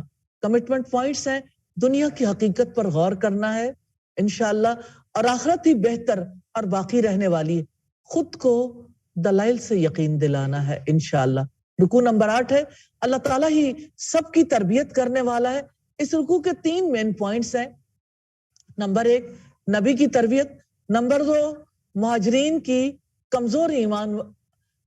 یعنی کمزور ایمان والوں کی تربیت، منافقین کی تربیت. جہاد کے حکم پر مسلمانوں کے خوف کا علاج ہے کہ آپ نے ان لوگوں کو نہیں دیکھا جن سے کہا گیا تھا کہ تم اپنے ہاتھوں کو روکے رکھو اور نماز قائم کرو اور زکوٰۃ ادا کرو. مکہ میں مسلمانوں کو جہاد کرنے کی اجازت نہیں تھی، اس کا تذکرہ ہے. پھر جب ان پر قتال لکھ دیا گیا مدینہ آنے کے بعد، تب ان میں سے ایک گروہ انسانوں سے ایسے ڈرنے لگا جیسے اللہ تعالیٰ سے ڈرتا ہو، جیسے اللہ تعالیٰ سے ڈرنا ہو یا اس سے بھی زیادہ ڈرنا. اور انہوں نے کہا اے ہمارے رب، تو نے ہم پر قتال کیوں لکھ دیا؟ کیوں نہیں ہمیں قریب کے وقت تک مہلت دی؟ آپ کہہ دیں دنیا کا سامان بہت ہی کم ہے اور آخرت اس کے لیے بہت ہی بہتر ہے جو متقی بنے، اور تم پر ایک دھاگے برابر بھی ظلم نہیں کیا جائے گا. اینما تکونوا یدرککم الموت ولو کنتم فی بروج مشیدہ. تم جہاں کہیں بھی ہو گئے موت تمہیں پہنچ ہی جائے گی، اور اگرچہ تم مضبوط قلعوں میں ہو، اور اگر انہیں کوئی بھلائی پہنچتی ہے تو وہ کہتے ہیں کہ یہ اللہ تعالیٰ کی طرف سے ہے، اور اگر انہیں کوئی برائی پہنچتی ہے تو کہتے ہیں کہ یہ تمہاری طرف سے ہے. آپ کہہ دیں سب اللہ تعالیٰ ہی کی طرف سے ہے. پھر ان لوگوں کو کیا ہو گیا ہے کہ قریب نہیں کہ کوئی بات سمجھیں. دنیا میں کسی کو فائدہ ہو یا نقصان، سب کچھ اللہ سبحانہ و تعالیٰ کی طرف سے ہوتا ہے. یہ مسلمانوں کے عقیدے کا اہم حصہ ہے. مسلمان جب کبھی اس عقیدے سے تھوڑا سا پھسلتے ہیں، انگزائٹی، ڈپریشن، سٹریس، ٹینشن کے علاوہ کچھ نہیں رہتا. جیسے دنیا کے باقی لوگ عجیب ڈپریشن میں مبتلا ہیں، ایسے ہی مسلمان بھی اپنی فطرت سے گر جاتا ہے جب وہ اس عقیدے کو چھوڑتا ہے. یاد رکھیے گا اللہ سبحانہ و تعالیٰ ہی نفع پہنچاتا ہے. اللہ سبحانہ و تعالیٰ کے اذن کے بغیر کوئی نقصان نہیں پہنچا سکتا. سب کچھ اللہ سبحانہ و تعالیٰ کی طرف سے. اور ابن عباس کہتے ہیں حسنہ اور سیئہ دونوں اللہ تعالیٰ کی جانب سے ہیں. حسنہ جو اللہ تعالیٰ نے انعام کیا، اور سیئہ سے مراد جو اللہ تعالیٰ نے تمہیں مصیبت میں مبتلا کیا. سیدنا ابو سعید خدری رضی اللہ تعالیٰ عنہ اور سیدنا ابو ہریرہ رضی اللہ تعالیٰ عنہ نے بیان کیا، نبی صلی اللہ علیہ وسلم نے فرمایا مسلمان جب بھی کسی پریشانی، بیماری، رنج و ملال، تکلیف اور غم میں مبتلا ہو جاتا ہے، یہاں تک کہ اگر اسے کوئی کانٹا بھی چبھ جائے تو اللہ تعالیٰ اسے اس کے گناہوں کا کفارہ بنا دیتا ہے. اور سیدنا ابو ہریرہ سے روایت ہے نبی صلی اللہ علیہ وسلم نے فرمایا اللہ تعالیٰ جس کے ساتھ بھلائی کرنا چاہتا ہے اسے بیماری کی تکالیف اور دیگر مصیبتوں میں مبتلا کر دیتا ہے. جو بھی بھلائی تجھے پہنچے سو اللہ تعالیٰ کی طرف سے ہے، اور جو کوئی برائی تجھے پہنچے تو وہ تمہاری اپنی طرف سے ہے. اور ہم نے آپ کو لوگوں کے لیے رسول بنا کر بھیجا ہے، اور اللہ تعالیٰ ہی گواہ کافی ہے. کوئی بھی اپنے عمل کی وجہ سے جنت میں نہیں جائے گا، یہ رسول اللہ کا فرمان ہے. صحابہ نے دریافت کیا اللہ کے رسول کیا اب بھی نہیں؟ آپ نے فرمایا ہاں، جب تک مجھے بھی اللہ تعالیٰ اپنی رحمت سے ڈھانپ نہیں دے گا میں بھی جنت میں نہیں جاؤں گا. تو اصل چیز اللہ سبحانہ و تعالیٰ کا رحم ہے، اللہ کی رحمت ہے جس کو طلب کرنا چاہیے. اور جس نے رسول کی اطاعت کی اس نے حقیقتاً اللہ تعالیٰ کی اطاعت کی، اور جس نے منہ موڑا تو ہم نے ان پر آپ کو نگہبان بنا کر نہیں بھیجا. منافق اس دور میں رسول اللہ کی اطاعت کا دم بھرتے تھے، وَيَقُولُونَ طَاعَةٌ، اور وہ کہتے ہیں اطاعت ہوگی. پھر جب وہ آپ کے پاس سے نکلتے ہیں تو ان میں سے ایک گروہ رات کو آپ کی بات کے خلاف مشورے کرتا ہے, اور اللہ تعالیٰ لکھ رہا ہے جو وہ رات کو مشورے کرتے ہیں. چنانچہ آپ ان سے منہ موڑ لیں اور اللہ تعالیٰ پر توکل کریں, اور اللہ تعالیٰ ہی وکیل کافی ہے. منافق رسول اللہ صلی اللہ علیہ وسلم کی اطاعت کا دم بھرتے تھے. وہ چاہتے تھے مسلمانوں کی قوت کمزور پڑے, ہم کسی طرح سے ان سے پیچھا چھڑا لیں یا انہیں مدینہ سے باہر نکال دیں. اس مقصد کے لیے وہ یہودیوں کے ساتھ مل کر سازشیں کرتے تھے. افلا یتدبرون القرآن, تو کیا وہ قرآن مجید میں غور و فکر نہیں کرتے؟ اور اگر وہ غیر اللہ کے پاس سے ہوتا تو اس میں وہ یقیناً بہت زیادہ اختلاف پاتے. یہ دین, یہ قرآن ایسا ہے, اس قرآن سے اس دور میں بڑی تبدیلی آئی تھی. امام مالک فرماتے ہیں اس امت کے آخری حصے کی اصلاح بھی اسی طرح ہوگی جیسے پہلے حصے کی اصلاح ہوئی, اور پہلے حصے کی اصلاح قرآن سے ہوئی تھی. اور منافق افواہیں پھیلاتے ہیں, اور جب ان کے پاس امن یا خوف کا کوئی معاملہ آتا ہے تو اسے مشہور کر دیتے ہیں, اور اگر وہ اسے رسول تک یا اپنے میں سے حکم دینے والوں کی طرف لوٹاتے تو وہ لوگ ضرور جان لیتے اس کو جو ان میں سے اس کا اصل مطلب نکالتے ہیں. اور اگر تم پر اس کی رحمت نہ ہوتی تو بہت ہی کم لوگوں کے سوا تم سب لوگ شیطان کے پیچھے لگ جاتے. حسب ناصم سے روایت ہے, نبی صلی اللہ علیہ وسلم نے فرمایا کسی آدمی کے جھوٹا ہونے کے لیے اتنی بات کافی ہے کہ جو سنے بغیر تحقیق کے اسے آگے بیان کر دے. جیسے آج کل کوئی بھی میسج آ جائے, لوگ فارورڈ کرنا اسے اپنی ذمہ داری ہی خیال کرتے ہیں. تو بغیر تحقیق کے کوئی بات فارورڈ نہیں کرنی چاہیے, نہ زبان سے کہنی چاہیے, کیونکہ کسی کے جھوٹا ہونے کی دلیل ہے. ایک مسلمان کا یہ فرض ہے کوئی ایسی خبر سنے تو اسے اپنے ذمہ داران تک پہنچا دے, اور ذمہ داران کا فرض ہے کہ اس کی تحقیق کریں. فقاتل فی سبیل اللہ, چنانچہ تم اللہ کی راہ میں جنگ کرو, تمہیں تمہاری ذات کے سوا کوئی تکلیف نہیں دی جاتی, اور مومنوں کو آپ رغبت دلائیں. قریب ہے کہ اللہ تعالیٰ ان لوگوں کی لڑائی روک دے جنہوں نے کفر کیا, اور اللہ تعالیٰ بہت سخت لڑائی کرنے والا اور بہت سخت سزا دینے والا ہے. رسول اللہ صلی اللہ علیہ وسلم نے فرمایا جس کے پاؤں اللہ کی راہ میں غبار آلود ہو گئے اللہ تعالیٰ اس پر جہنم کی آگ حرام کر دیتا ہے. من یشفع شفاعتا حسنتا, جو شخص سفارش کرے گا اچھی سفارش تو اس کے لیے بھی اس میں سے ایک حصہ ہوگا, اور جو کوئی سفارش کرے گا بری سفارش اس کے لیے اس میں سے ایک حصہ ہوگا. اور اللہ تعالیٰ ہمیشہ سے ہی ہر چیز پر نگہبان ہے. اچھی اور بری سفارش کا بدلہ ہے. ابو موسیٰ سے روایت ہے جب کبھی نبی صلی اللہ علیہ وسلم کے خدمت میں کوئی حاضر ہوتا, ضرورت مند ہوتا, آپ اپنی مجلس میں موجود حاضرین کی طرف توجہ کر کے فرماتے تم سفارش کرو تمہیں ثواب دیا جائے گا. اور اللہ تعالیٰ نبی صلی اللہ علیہ وسلم کی زبان پر وہی کلمہ جاری کروائے گا جو وہ چاہتا ہے. وَإِذَا حُيِّيتُمْ بِتَحِيَّةٍ فَحَيُّوا بِأَحْسَنَ مِنْهَا أَوْ رُدُّوهَا, اور جب تمہیں سلامتی کی کوئی دعا دی جائے تو تم اس سے بہتر سلامتی کی دعا دو یا اتنا ہی لوٹا کر دو. یقیناً اللہ تعالیٰ ہمیشہ سے ہر چیز کا پورا حساب لینے والا ہے. جب کوئی مسلمان آپ کو سلام کرے تو آپ اس سے بہتر کلمات میں جواب دیں. السلام علیکم, وعلیکم السلام ورحمت اللہ. السلام علیکم ورحمت اللہ, وعلیکم السلام ورحمت اللہ وبرکاتہ. اللہ لا الہ الا ہو, اللہ تعالیٰ وہ ہے جس کے سوا کوئی معبود نہیں. تم سب کو قیامت کے دن ضرور جمع کرے گا جس میں کوئی شبہ نہیں, اور اللہ تعالیٰ سے زیادہ بات میں سچا اور کون ہے. اللہ تعالیٰ نے قسم کھا کر یقین دلایا ہے کہ وہ قیامت کے دن تم سب کو جمع کرے گا جس دن کے آنے میں کوئی شک نہیں, اور ہر شخص کو اس کے اعمال کا بدلہ دیا جائے گا. کرنے والے کام ہے نماز قائم کرنا, زکوٰۃ ادا کرنا, اللہ تعالیٰ سے خوف رکھنا, اللہ تعالیٰ کی اطاعت کرنا, رسول کی اطاعت کرنا, اللہ تعالیٰ پر بھروسہ کرنا, قرآن پاک پر غور و فکر کرنا. اور جن کاموں سے روکا گیا لوگوں سے ایسا ڈرنا جیسا کہ اللہ تعالیٰ سے ڈرنا چاہیے. اللہ تعالیٰ کے احکامات پر اعتراض کرنا, کسی بات کو نہ سمجھنا, اللہ تعالیٰ رسول کی اطاعت سے منہ موڑنا, اطاعت کے دعوے کرنا, اہل اسلام کے خلاف مشورے کرنا, افواہیں پھیلانا, برائی کی سفارش کرنا، یہ وہ سب کام ہے جن سے اللہ سبحانہ و تعالیٰ نے روکا ہے.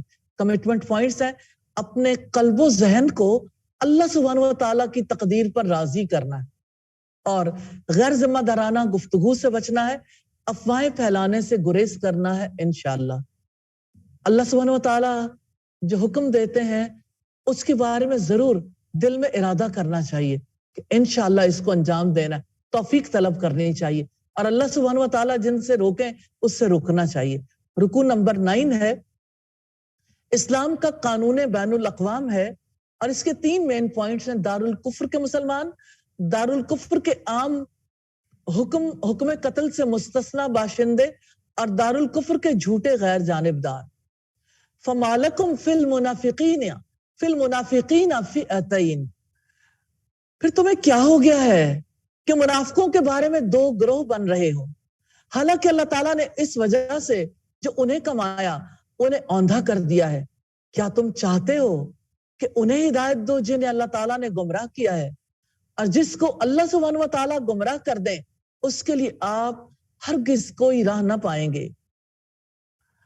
وہ چاہتے ہیں جیسا کہ انہوں نے کفر کیا ہے، کاش تم بھی کفر کرو کہ تم سب برابر ہو جاؤ. چنانچہ ان میں سے تم کسی کو دوست نہ بناؤ جب تک وہ اللہ تعالیٰ کی راہ میں ہجرت نہ کریں. بس اگر وہ منہ پھیر لیں تو جہاں بھی تم ان کو پاؤ انہیں پکڑو اور قتل کر دو، ان میں سے کوئی دوست اور نہ کوئی مددگار بناؤ، سوائے ان لوگوں کے جو ایسے لوگوں سے وابستہ ہوں کہ تمہارے درمیان اور ان کے درمیان معاہدہ ہے، یا وہ تمہارے پاس اس حال میں آئے کہ ان کے سینے تنگ ہیں کہ وہ تم سے لڑیں یا اپنی قوم سے لڑیں. اور اگر اللہ تعالیٰ چاہتا تو ضرور انہیں تم پر مسلط کر دیتا، پھر وہ ضرور تم سے لڑتے. سو اگر وہ تم سے کنارہ کشی اختیار کر لیں اور تم سے جنگ نہ کریں اور تمہاری طرف صلح کا پیغام بھیجیں تو اللہ تعالیٰ نے ان کے خلاف تمہارے لیے کوئی راستہ نہیں رکھا. اسلام بدترین منافقوں سے جنگ کی کھلی چھوٹ دیتا ہے. جلدی تم کچھ لوگوں کو پاؤ گے جو ارادہ رکھتے ہیں کہ تم سے بھی امن میں رہیں اور اپنی قوم سے بھی امن میں رہیں، مگر جب کبھی انہیں فتنے کی طرف لوٹایا جاتا ہے تو اس میں اوندھے منہ ڈال دیے جاتے ہیں. چنانچہ وہ اگر تم سے الگ نہ رہیں اور تم پر صلح بھی پیش نہ کریں اور اپنے ہاتھ تم سے نہ روکیں تو تم ان کو پکڑو اور جہاں بھی انہیں پاؤ قتل کرو. اور یہی لوگ ہیں جن کے خلاف ہم نے تمہارے لیے واضح دلیل بنا دی ہے.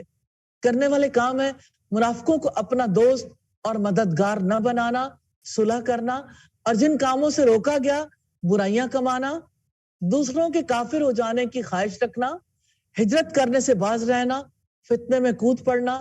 کمٹمنٹ پوائنٹس ہیں، اسلام کے بارے میں اپنا موقف مضبوط رکھنا ہے انشاءاللہ.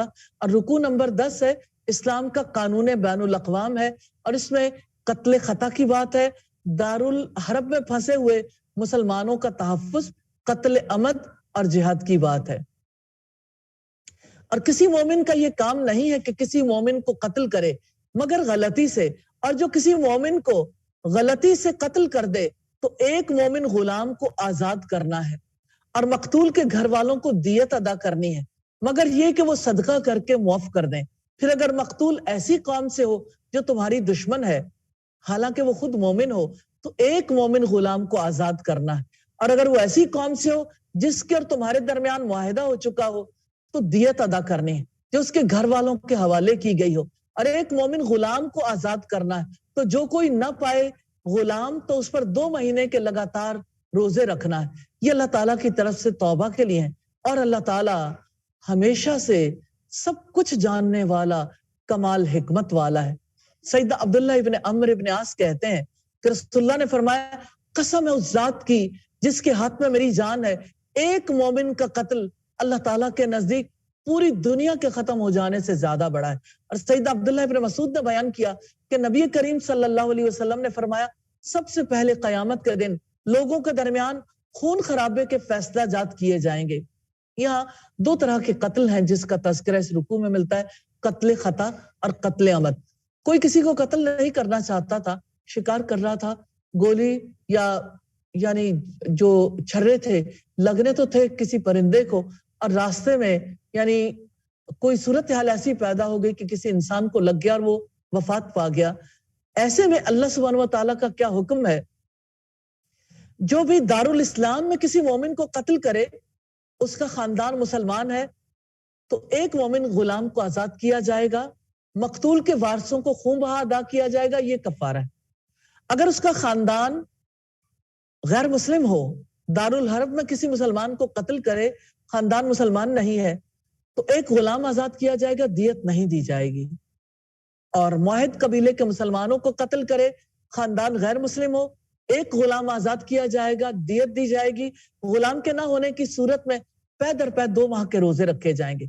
قتل خطا میں قصاص نہیں ہے، یعنی کسی انسان سے قتل ہو گیا، اب اس کی جان نہیں لی جائے گی کیونکہ وہ جان لینا نہیں چاہتا تھا، صرف دیت ہے، یعنی خون بہا تو دینا ہے کیونکہ اس سے نقصان ہوا ہے۔ اور قتل عمد، اگر کوئی مسلمان جان بوجھ کر ارادتاً دوسرے مسلمان کو قتل کرے تو یہ قتل عمد ہے، اور قتل عمد کی سزا رب العزت نے بتائی ہے، وَمَن يَقْتُلْ مُؤْمِنًا مُتَعَمِّدًا فَجَزَاؤُهُ جَهَنَّمُ خَالِدًا فِيهَا وَغَضِبَ اللَّهُ عَلَيْهِ وَلَعَنَهُ وَأَعَدَّ لَهُ عَذَابًا عَظِيمًا۔ اور جو شخص کسی مومن کو جان بوجھ کر قتل کرے، اس کی سزا جہنم ہے جس میں وہ ہمیشہ رہنے والا ہے، اور اس پر اللہ تعالیٰ غضبناک ہو گیا اور اس نے لعنت کی ہے اس پر، اور اس کے لیے بہت بڑا عذاب تیار کیا ہے۔ یا ایھا الذین آمنوا اذا ضربتم فی سبیل اللہ فتبینوا، اے لوگو جو ایمان لائے ہو، جب تم اللہ کی راہ میں سفر کرو تو تم خوب تحقیق کر لیا کرو، اور جو تمہیں سلام پیش کرے اس سے یہ مت کہو کہ تو مومن نہیں ہے۔ تم دنیا کی زندگی کا سامان تلاش کرتے ہو، حالانکہ اللہ تعالیٰ کے پاس بہت سی غنیمتیں ہیں، اس سے پہلے تم بھی ایسے ہی تھے، تو اللہ تعالیٰ نے تم پر احسان کیا، بس تم خوب تحقیق کر لیا کرو، جو بھی تم کرتے ہو اللہ تعالیٰ ہمیشہ سے اس سے پورا باخبر ہے۔ لا يستوي القائدون من المؤمنین غیر اولی الضرر والمجاہدون فی سبیل اللہ باموالہم وانفسہم، مومنوں میں سے بغیر کسی تکلیف کے بیٹھ رہنے والے اور اپنے مال اور جان کے ساتھ اللہ تعالیٰ کی راہ میں جہاد کرنے والے برابر نہیں ہیں۔ اللہ تعالیٰ نے بیٹھنے والوں پر اپنی جان اور مال سے جہاد کرنے والوں کو درجے میں فضیلت سے نوازا ہے، اور ہر ایک سے اللہ تعالیٰ نے بھلائی کا وعدہ فرمایا ہے، اور اللہ تعالیٰ نے مجاہدوں کو گھروں میں بیٹھ رہنے والوں پر اجر عظیم میں فضیلت دی ہے۔ سیدنا ابو ہریرہ سے روایت رسول اللہ نے فرمایا، جو شخص اس حالت میں مرا کہ اس نے کسی جہاد میں حصہ نہ لیا ہو اور نہ کبھی اس کے دل میں جہاد کی خواہش پیدا ہوئی ہو، وہ نفاق کے ایک حصے پر مرا۔ مجاہدین کے لیے غلطیوں کی معافی اور رحمت کا اعلان ہے، اپنی طرف سے درجات اور مغفرت اور رحمت کی، اور اللہ تعالیٰ ہمیشہ سے بہت بخشنے والا، نہایت رحم والا ہے۔ کرنے والے کام ہے توبہ کرنا، اللہ کی راہ میں جہاد کرنا، دوست اور دشمن کی تمیز کرنا، انسانوں کے بارے میں تحقیق کے بعد نتیجے تک پہنچنا، اور جن سے روکا گیا قتل کرنا، بغیر کسی عذر کے اللہ تعالیٰ کا کام چھوڑ کر گھر بیٹھ جانا۔ کمٹمنٹ پوائنٹس ہیں، اللہ تعالیٰ کی راہ میں اپنے مال اور اپنی جان سے جہاد کرنا ہے، برائی کے خلاف اپنے نفس اور اپنے معاشرے میں مسلسل جہاد جاری رکھنا ہے انشاءاللہ۔ رکوع نمبر 11 ہے، دارالاسلام میں جمع ہو جاؤ۔ اس کا ایک ہی مین پوائنٹ ہے، ہجرت۔ یقیناً وہ لوگ جو اپنی جانوں پر ظلم کرنے والے تھے، ان کی روحیں فرشتے اس حال میں قبض کرتے ہیں کہ ان سے فرشتے کہتے ہیں تم کس حال میں تھے؟ وہ جواب دیتے ہیں ہم زمین میں کمزور تھے۔ فرشتے ان سے کہتے ہیں کیا اللہ تعالیٰ کی زمین وسیع نہ تھی کہ تم اس میں ہجرت کرتے؟ تو یہی لوگ ہیں، ان کا ٹھکانہ جہنم ہوگا، اور وہ بہت ہی بری لوٹنے کی جگہ ہے۔ اس آیت کریمہ میں اس امر کی دلیل ہے کہ ہجرت سب سے بڑا فرض ہے، اور اس کو ترک کرنا حرام بلکہ سب سے بڑا گناہ ہے۔ اور ہجرت سے معذور لوگ ہیں ان کمزور مردوں، عورتوں اور بچوں کے سوا جو نہ کسی تدبیر کی طاقت رکھتے ہیں اور نہ ہی نکلنے کا راستہ پاتے ہیں۔ ہجرت ترک کرنے پر معذور لوگوں کو معافی مل سکتی ہے، چنانچہ یہ لوگ ہیں، امید ہے کہ اللہ تعالیٰ انہیں معاف کر دے گا۔ اور اللہ تعالیٰ ہمیشہ سے ہی نہایت معاف کرنے والا، بے حد بخشنے والا ہے۔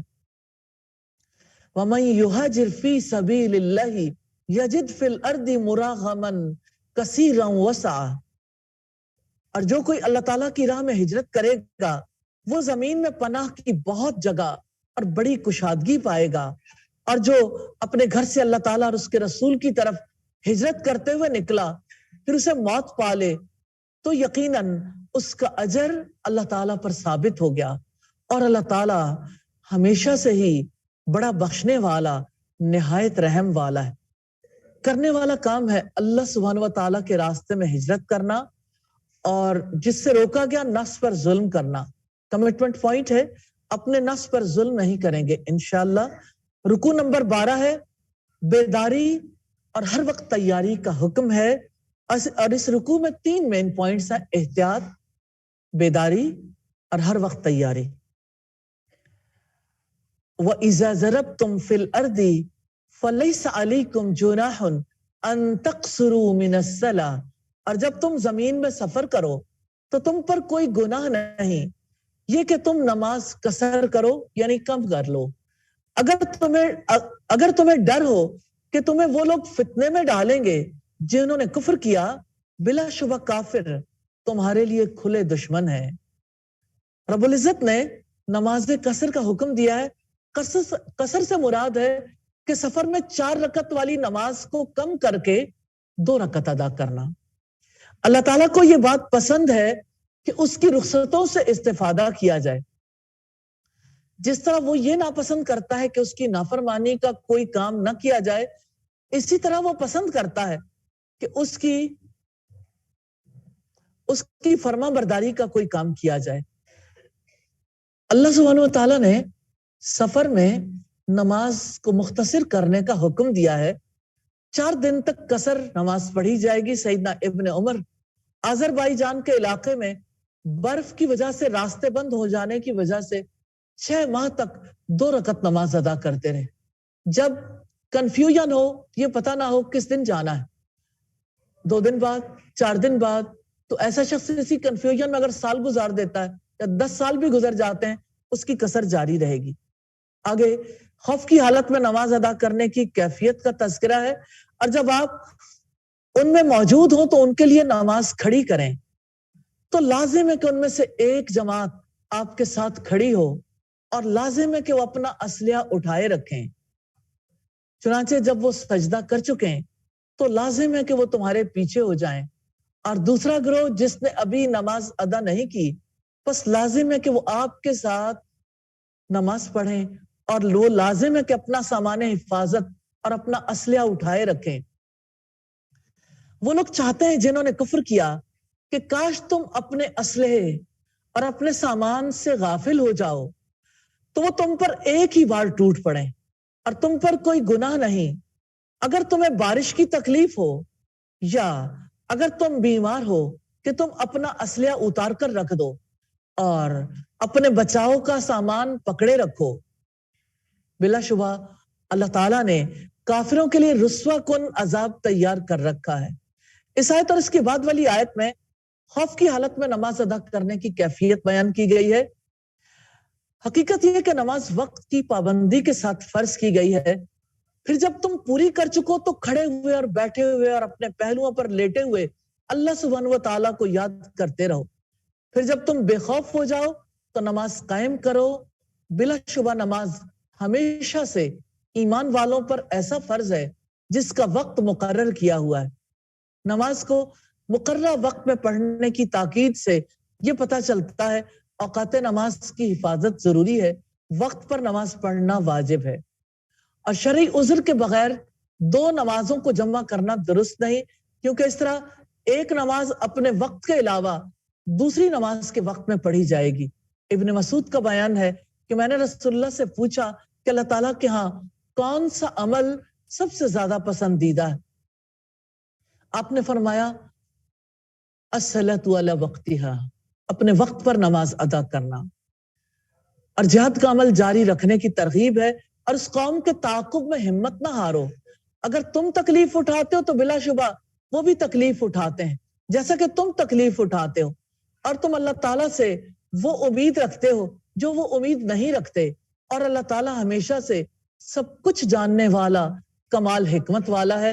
کرنے والے کام ہے کھڑے بیٹھے لیٹے ہر حال میں اللہ سبحانہ و تعالیٰ کو یاد کرنا، پابندی وقت کے ساتھ نماز ادا کرنا، دشمن کے تعاقب میں کمزوری نہ دکھانا، اللہ تعالیٰ سے امید رکھنا، اور جن کاموں سے روکا گیا دشمن کے مقابلے میں کمزوری دکھانا، اللہ تعالیٰ سے نا امید ہونا۔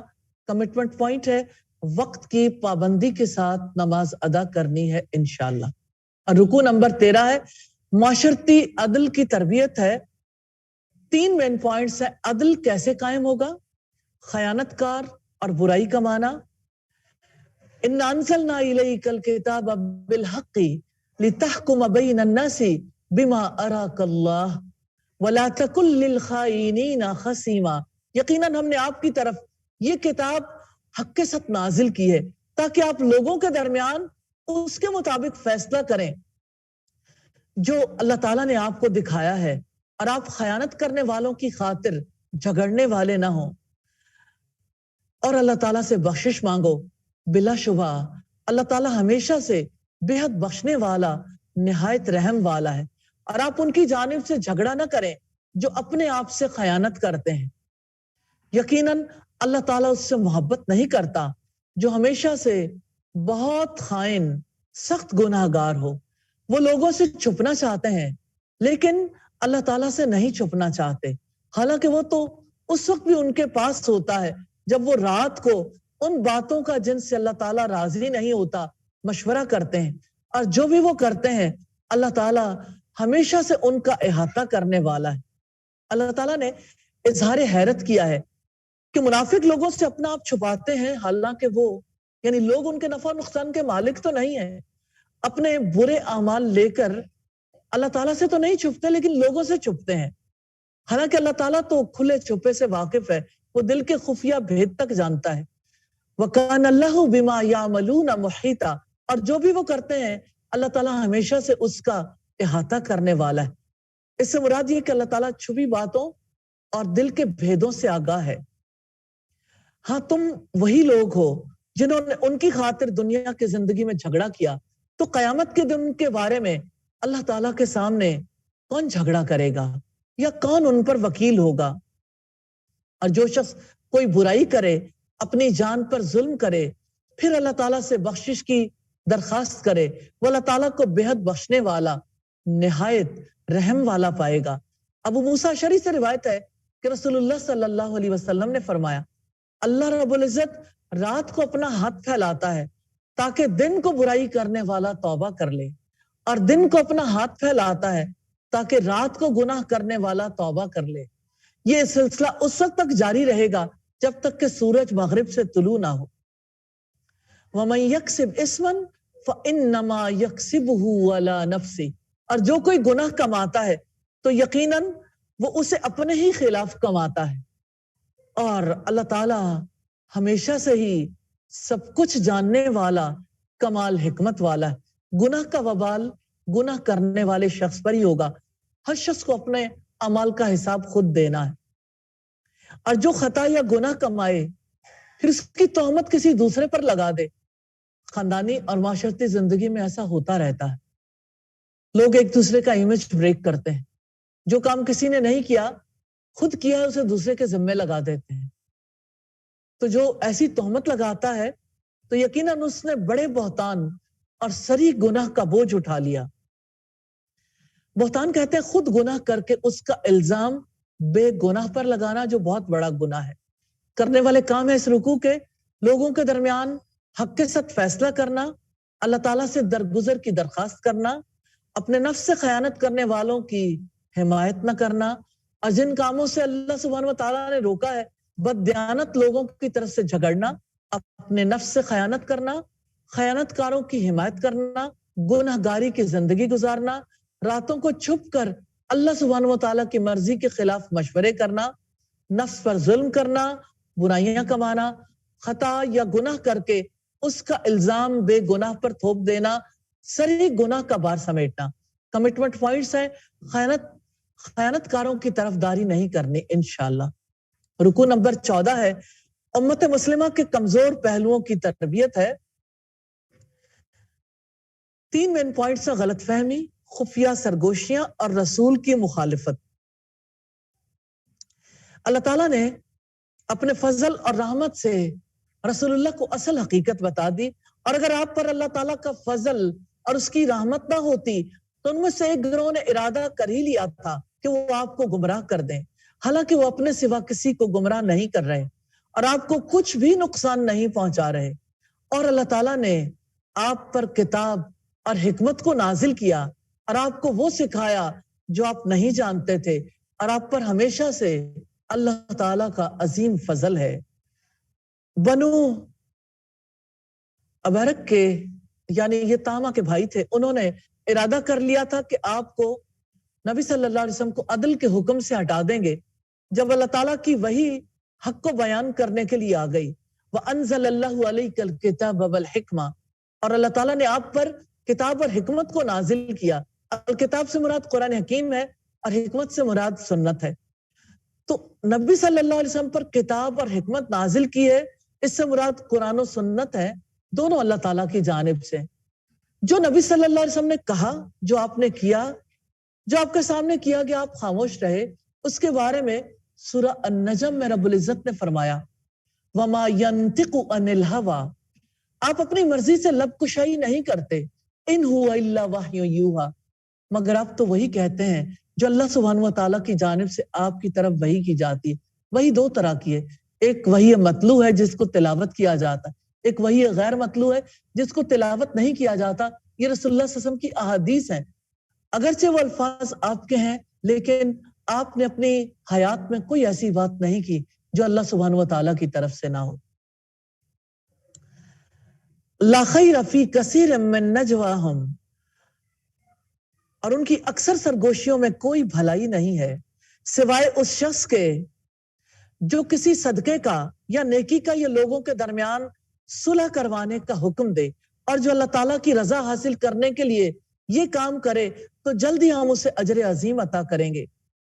बहम सुलह करवाना कितना बड़ा अमल है। उम्मे कुलसूम बिनते उकबा ने खबर दी, नबी सल्लल्लाहु अलैहि वसल्लम की नेक्स्ट डोर नेबर थी। आपको याद होगा वो शख्स जिसने रसूलुल्लाह की गर्दन में कपड़ा डालकर खींचा था, उकबा बिन अबी मुईत। उकबा बिन अबी मुईत की बेटी थी, इस्लाम ले आई थी। उन्होंने खबर दी कि उन्होंने नबी करीम सल्लल्लाहु अलैहि वसल्लम को फरमाते सुना, झूठा वो नहीं है जो लोगों में बाहम सुलह कराने की कोशिश करे और उसके लिए किसी अच्छी बात की चुगली खाए या इसी सिलसिले की कोई और अच्छी बात कहे, और जो रसूल की मुखालफत करे इसके बाद कि उस पर हिदायत वाज़ेह हो चुकी और अहले ईमान के रास्ते के अलावा किसी और की पैरवी करेगा तो हम उसको उधर ही फेर देंगे जिधर वो फिरेगा, और उसे जहन्नुम में दाखिल करेंगे, और वो बहुत ही बुरी लौटने की जगह है। रसूल की मुखालफत और मोमिनों के रास्ते को छोड़ देने का मतलब यह है कि उसने इस्लाम को छोड़ दिया है। करने वाले काम है पोशीदा तौर पर सदका और खैरात की तलकीन करना, लोगों की इस्लाह करने के लिए पोशीदा तौर पर कुछ कहना, किसी नेक काम की पोशीदगी से तलकीन करना, अल्लाह ताला की रजा के लिए काम करना, और जिन कामों से रोका गया दूसरों को गुमराह करना, खुद फरेबी में मुब्तला होना, खुफिया सरगोशियां करना, रसूल की मुखालफत करना, मोमिनों के तरीके से हटकर चलना। कमिटमेंट पॉइंट्स हैं, हर काम अल्लाह ताला की रजा की खातिर करना है, हर काम पर आखिरत में अजर पाने की तवक्को रखनी है इंशाअल्लाह। रुकू नंबर 15 है इंसानी क़यादत के लिए उम्मत मुस्लिमा की तरबियत। इस रुकू में 5 मेन पॉइंट्स हैं: शिर्क, शैतान का तरीका वारदात, शैतान के बारे में तंबीह, अल्लाह ताला का कानून जज़ा व सज़ा, बेहतरीन तरीका जिंदगी।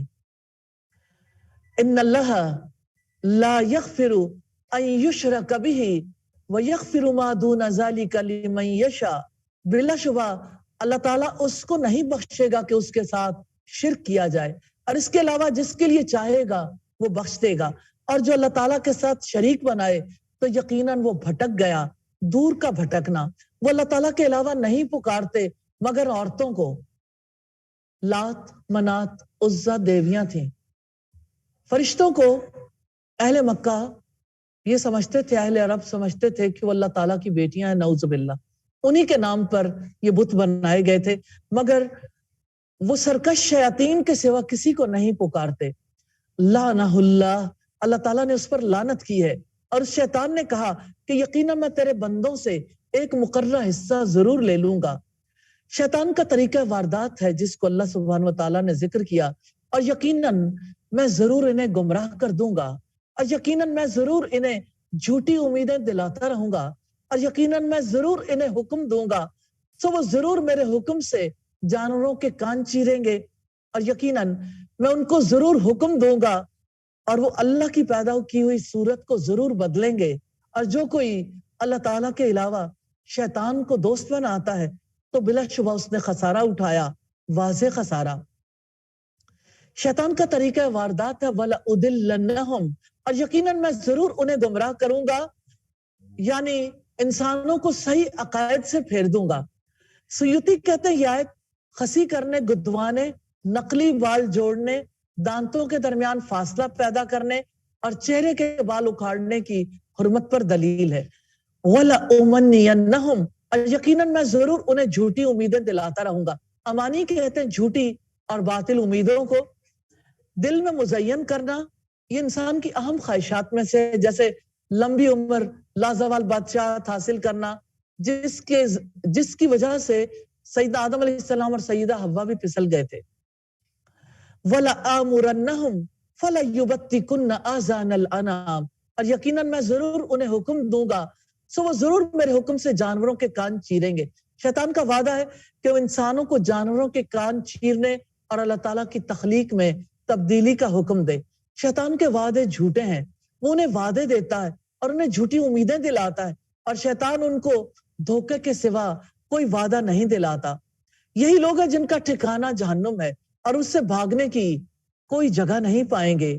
اور وہ لوگ جو ایمان لائے اور انہوں نے نیک عمل کیے، انہیں ہم عنقریب جنتوں میں داخل کریں گے جن کے نیچے سے نہریں بہتی ہیں، ان میں وہ ہمیشہ رہنے والے ہیں، ہمیشہ ہمیشہ۔ اللہ تعالیٰ کا سچا وعدہ ہے، اور اللہ تعالیٰ سے زیادہ کون اپنی بات میں سچا ہے؟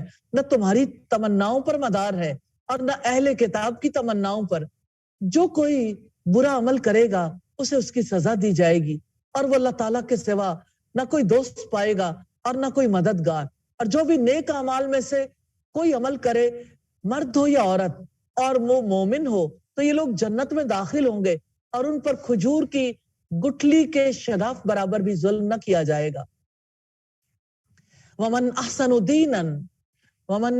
دِينًا مِّمَّنْ أَسْلَمَ وَجْهَهُ لِلَّهِ وَهُوَ مُحْسِنٌ وَاتَّبَعَ مِلَّةَ إِبْرَاهِيمَ حَنِيفًا وَاتَّخَذَ اللَّهُ إِبْرَاهِيمَ خَلِيلًا، اور دین میں اس سے اچھا کون ہے جس نے اپنا چہرہ اللہ تعالیٰ کے سپرد کر دیا، یعنی جو اللہ سبحانہ وتعالیٰ پر فوکسڈ ہو گیا، جس نے اللہ سبحانہ وتعالیٰ کی طرف توجہ کی۔ توجہ میں جو یہ الفاظ ہے نا، وجہن، واو جیم ہاں، تو یہ جو چہرہ ہے نا ہمارا، اس میں کان ہے۔ توجہ کرنے کا مطلب ہوتا ہے غور سے سننا، آنکھوں سے فوکسڈ ہو کے دیکھنا، اور دماغ اور سوچ کو اسی جانب لگانا، اور زبان سے بھی اسی کے مطابق بات کرنا۔ دین میں اس سے اچھا کون ہے جس نے اپنا چہرہ اللہ تعالیٰ کے سپرد کر دیا اور وہ نیکی کرنے والا ہو، اور اس نے ابراہیم کی ملت کی پیروی کی جو ایک اللہ کی طرف ہو جانے والا تھا، اور ابراہیم کو اللہ تعالیٰ نے خاص دوست بنا لیا تھا۔ وَلِلَّهِ مَا فِي السَّمَاوَاتِ وَمَا فِي الْأَرْضِ، اور اللہ تعالیٰ ہی کے لیے ہے جو کچھ آسمانوں میں ہے اور جو کچھ زمین میں ہے، اور اللہ تعالیٰ ہر چیز کا ہمیشہ سے احاطہ کرنے والا ہے۔ کرنے والے کام ہے ایمان لانا، نیک عمل کرنا، اللہ تعالیٰ کے آگے سر تسلیم خم کرنا، احسان کرنا، ابراہیم علیہ السلام کے طریقے کی پیروی کرنا، اللہ تعالیٰ کے لیے یکسو ہونا۔ اور جن کاموں سے روکا گیا، شرک کرنا، گمراہی میں دور نکل جانا، اللہ تعالیٰ کو چھوڑ کر دوسروں کو معبود بنانا، شیطان کو معبود بنانا، شیطان کو اپنا ولی اور سرپرست بنانا، برے کام کرنا، جھوٹی آرزوؤں میں جینا، اللہ تعالیٰ کی بنائی ہوئی صورت میں رد و بدل کرنا۔ کمٹمنٹ پوائنٹس ہیں: بہترین طریقہ زندگی کو اپنانا ہے، اپنا آپ اللہ سبحانہ و تعالیٰ کے حوالے کرنا ہے، سوچ، جذبے، عمل, انفرادی زندگی, اجتماعی زندگی, ہر ایک زندگی کو, اپنی زندگی کے ہر پہلو کو خدا رخی بنانا ہے, اللہ اورینٹڈ لائف گزارنی, اللہ والی زندگی گزارنی ہے انشاءاللہ. رکو نمبر 16 ہے عورتوں کے حقوق اور خاندانی نظام کی بات ہے. 2 مین پوائنٹس ہیں, زوجین اور یتیم لڑکیاں. اور لوگ آپ سے عورتوں کے بارے میں فتویٰ پوچھتے ہیں, آپ کہہ دیں کہ اللہ تعالیٰ تمہیں ان کے بارے میں فتویٰ دیتا ہے, اور اس کتاب میں جو تم پر پڑھا جاتا ہے یتیم عورتوں کے بارے میں ہے, جن کو تم وہ نہیں دیتے جو ان کے لیے فرض کیا گیا ہے, اور تم رغبت رکھتے ہو کہ ان سے نکاح کرو, اور بے بس کمزور بچوں کے بارے میں بھی, اور یہ کہ تم یتیموں کے بارے میں انصاف پر قائم رہو, اور جو بھی تم بھلائی کرو گے تو بلا شبہ اللہ تعالیٰ ہمیشہ سے اس کو خوب جاننے والا ہے.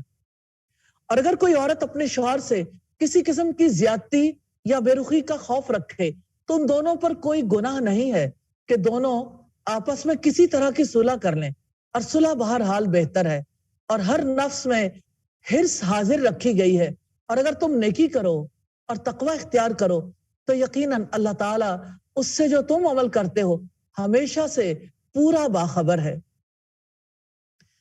عورت کی سرکشی کو نشوز کہتے ہیں, اور وہ یہ ہے, یعنی اگر شوہر جو ہے وہ عورت کی سرکشی دیکھے تو شوہر بیوی کے ساتھ بیڈ شیئر نہ کرے, اس کے اخراجات میں کمی کر دے, اور اعراض یہ کہ بیوی کے ساتھ بیٹھنا اور بات چیت کرنا بند کر دے.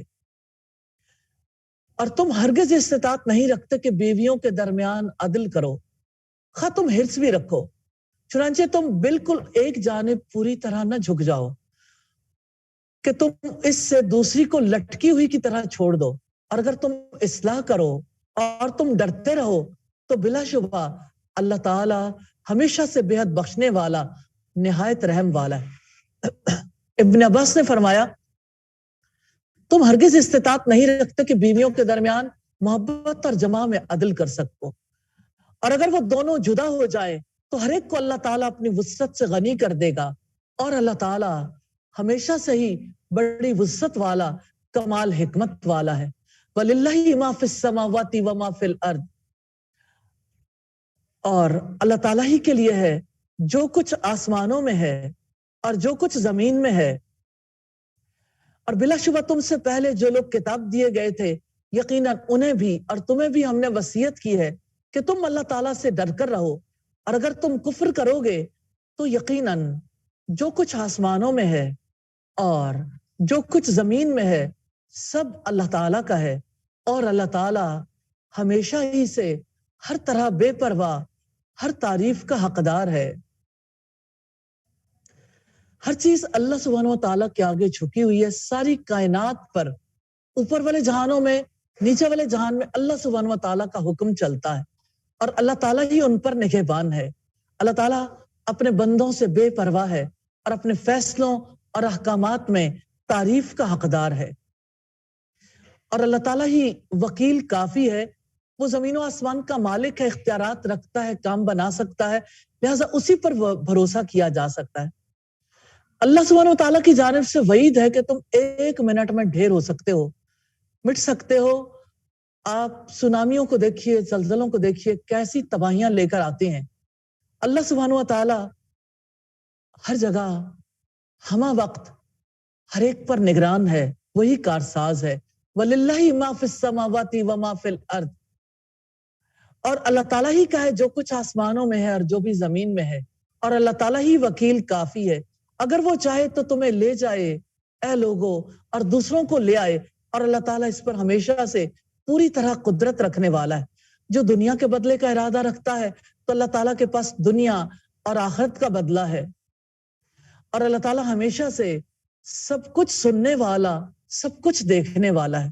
کرنے والے کام ہے یتیموں کے ساتھ انصاف پر قائم رہنا, بھلائی کرنا, صلح کرنا, احسان کرنا, اللہ تعالیٰ سے ڈرنا, بیویوں کے ساتھ عدل کرنا, اصلاح کرنا, آخرت کا بدلہ چاہنا. جن کاموں سے روکا گیا, یتیم لڑکیوں کے حق ادا کرنا, حق ادا نہ کرنا, یتیم لڑکیوں کا نکاح کرنے سے باز رہنا, بیویوں سے بدسلوکی اور بے رخی اختیار کرنا, تنگ دل ہونا, ایک بیوی کی طرف اس طرح جھک جانا کہ دوسری کو لٹکتا چھوڑ دینا, دنیا کا بدلہ چاہنا. کمٹمنٹ پوائنٹس ہیں اپنی ہمتوں اور طاقتوں کو صرف دنیا کے لیے نہیں لگانا, آخرت کے ثواب کے لیے ہمتیں, طاقتیں, جذبے, صلاحیتیں اور وقت لگانا ہے انشاءاللہ. اور آخری رکوع ہے, رکوع نمبر 17 ہے. اسلامی نظام حیات کے اصول ہیں. نمبر 1 عدل, نمبر 2 ایمان, اور پھر رکوع کے مین پوائنٹس میں ہے تیسرا ڈسکشن ہے منافقوں پر. انصاف پر قائم, یہ گواہی دینے والے بنو, یہ اللہ سبحانہ وتعالیٰ کا فرمان ہے. اے لوگوں جو ایمان لائے ہو, انصاف پر پوری طرح قائم رہنے والے اور اللہ تعالیٰ کے لیے گواہی دینے والے بنو, اگرچہ تمہاری اپنی جانوں کے یا والدین کے اور رشتہ داروں کے خلاف ہو. اگر کوئی مالدار ہے یا فقیر تو اللہ تعالیٰ ان دونوں سے زیادہ حقدار ہے. چنانچہ خواہش نفس کی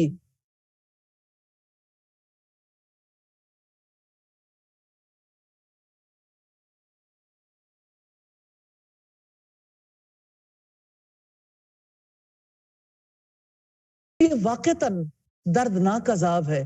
وہ لوگ جو مومنوں کے علاوہ کافروں کو اپنا دوست بناتے ہیں, کیا وہ ان کے پاس عزت تلاش کرتے ہیں؟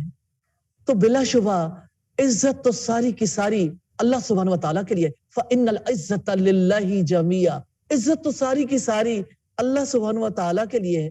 وَقَدْ نَزَّلَ عَلَيْكُمْ فِي الْكِتَابِ أَنْ إِذَا سَمِعْتُمْ آيَاتِ اللَّهِ يُكْفَرُوا بِهَا وَيُسْتَهْزَأُوا بِهَا فَلَا تَقْعُدُوا مَعَهُمْ حَتَّى يَخُوضُوا فِي حَدِيثٍ غَيْرِهِ.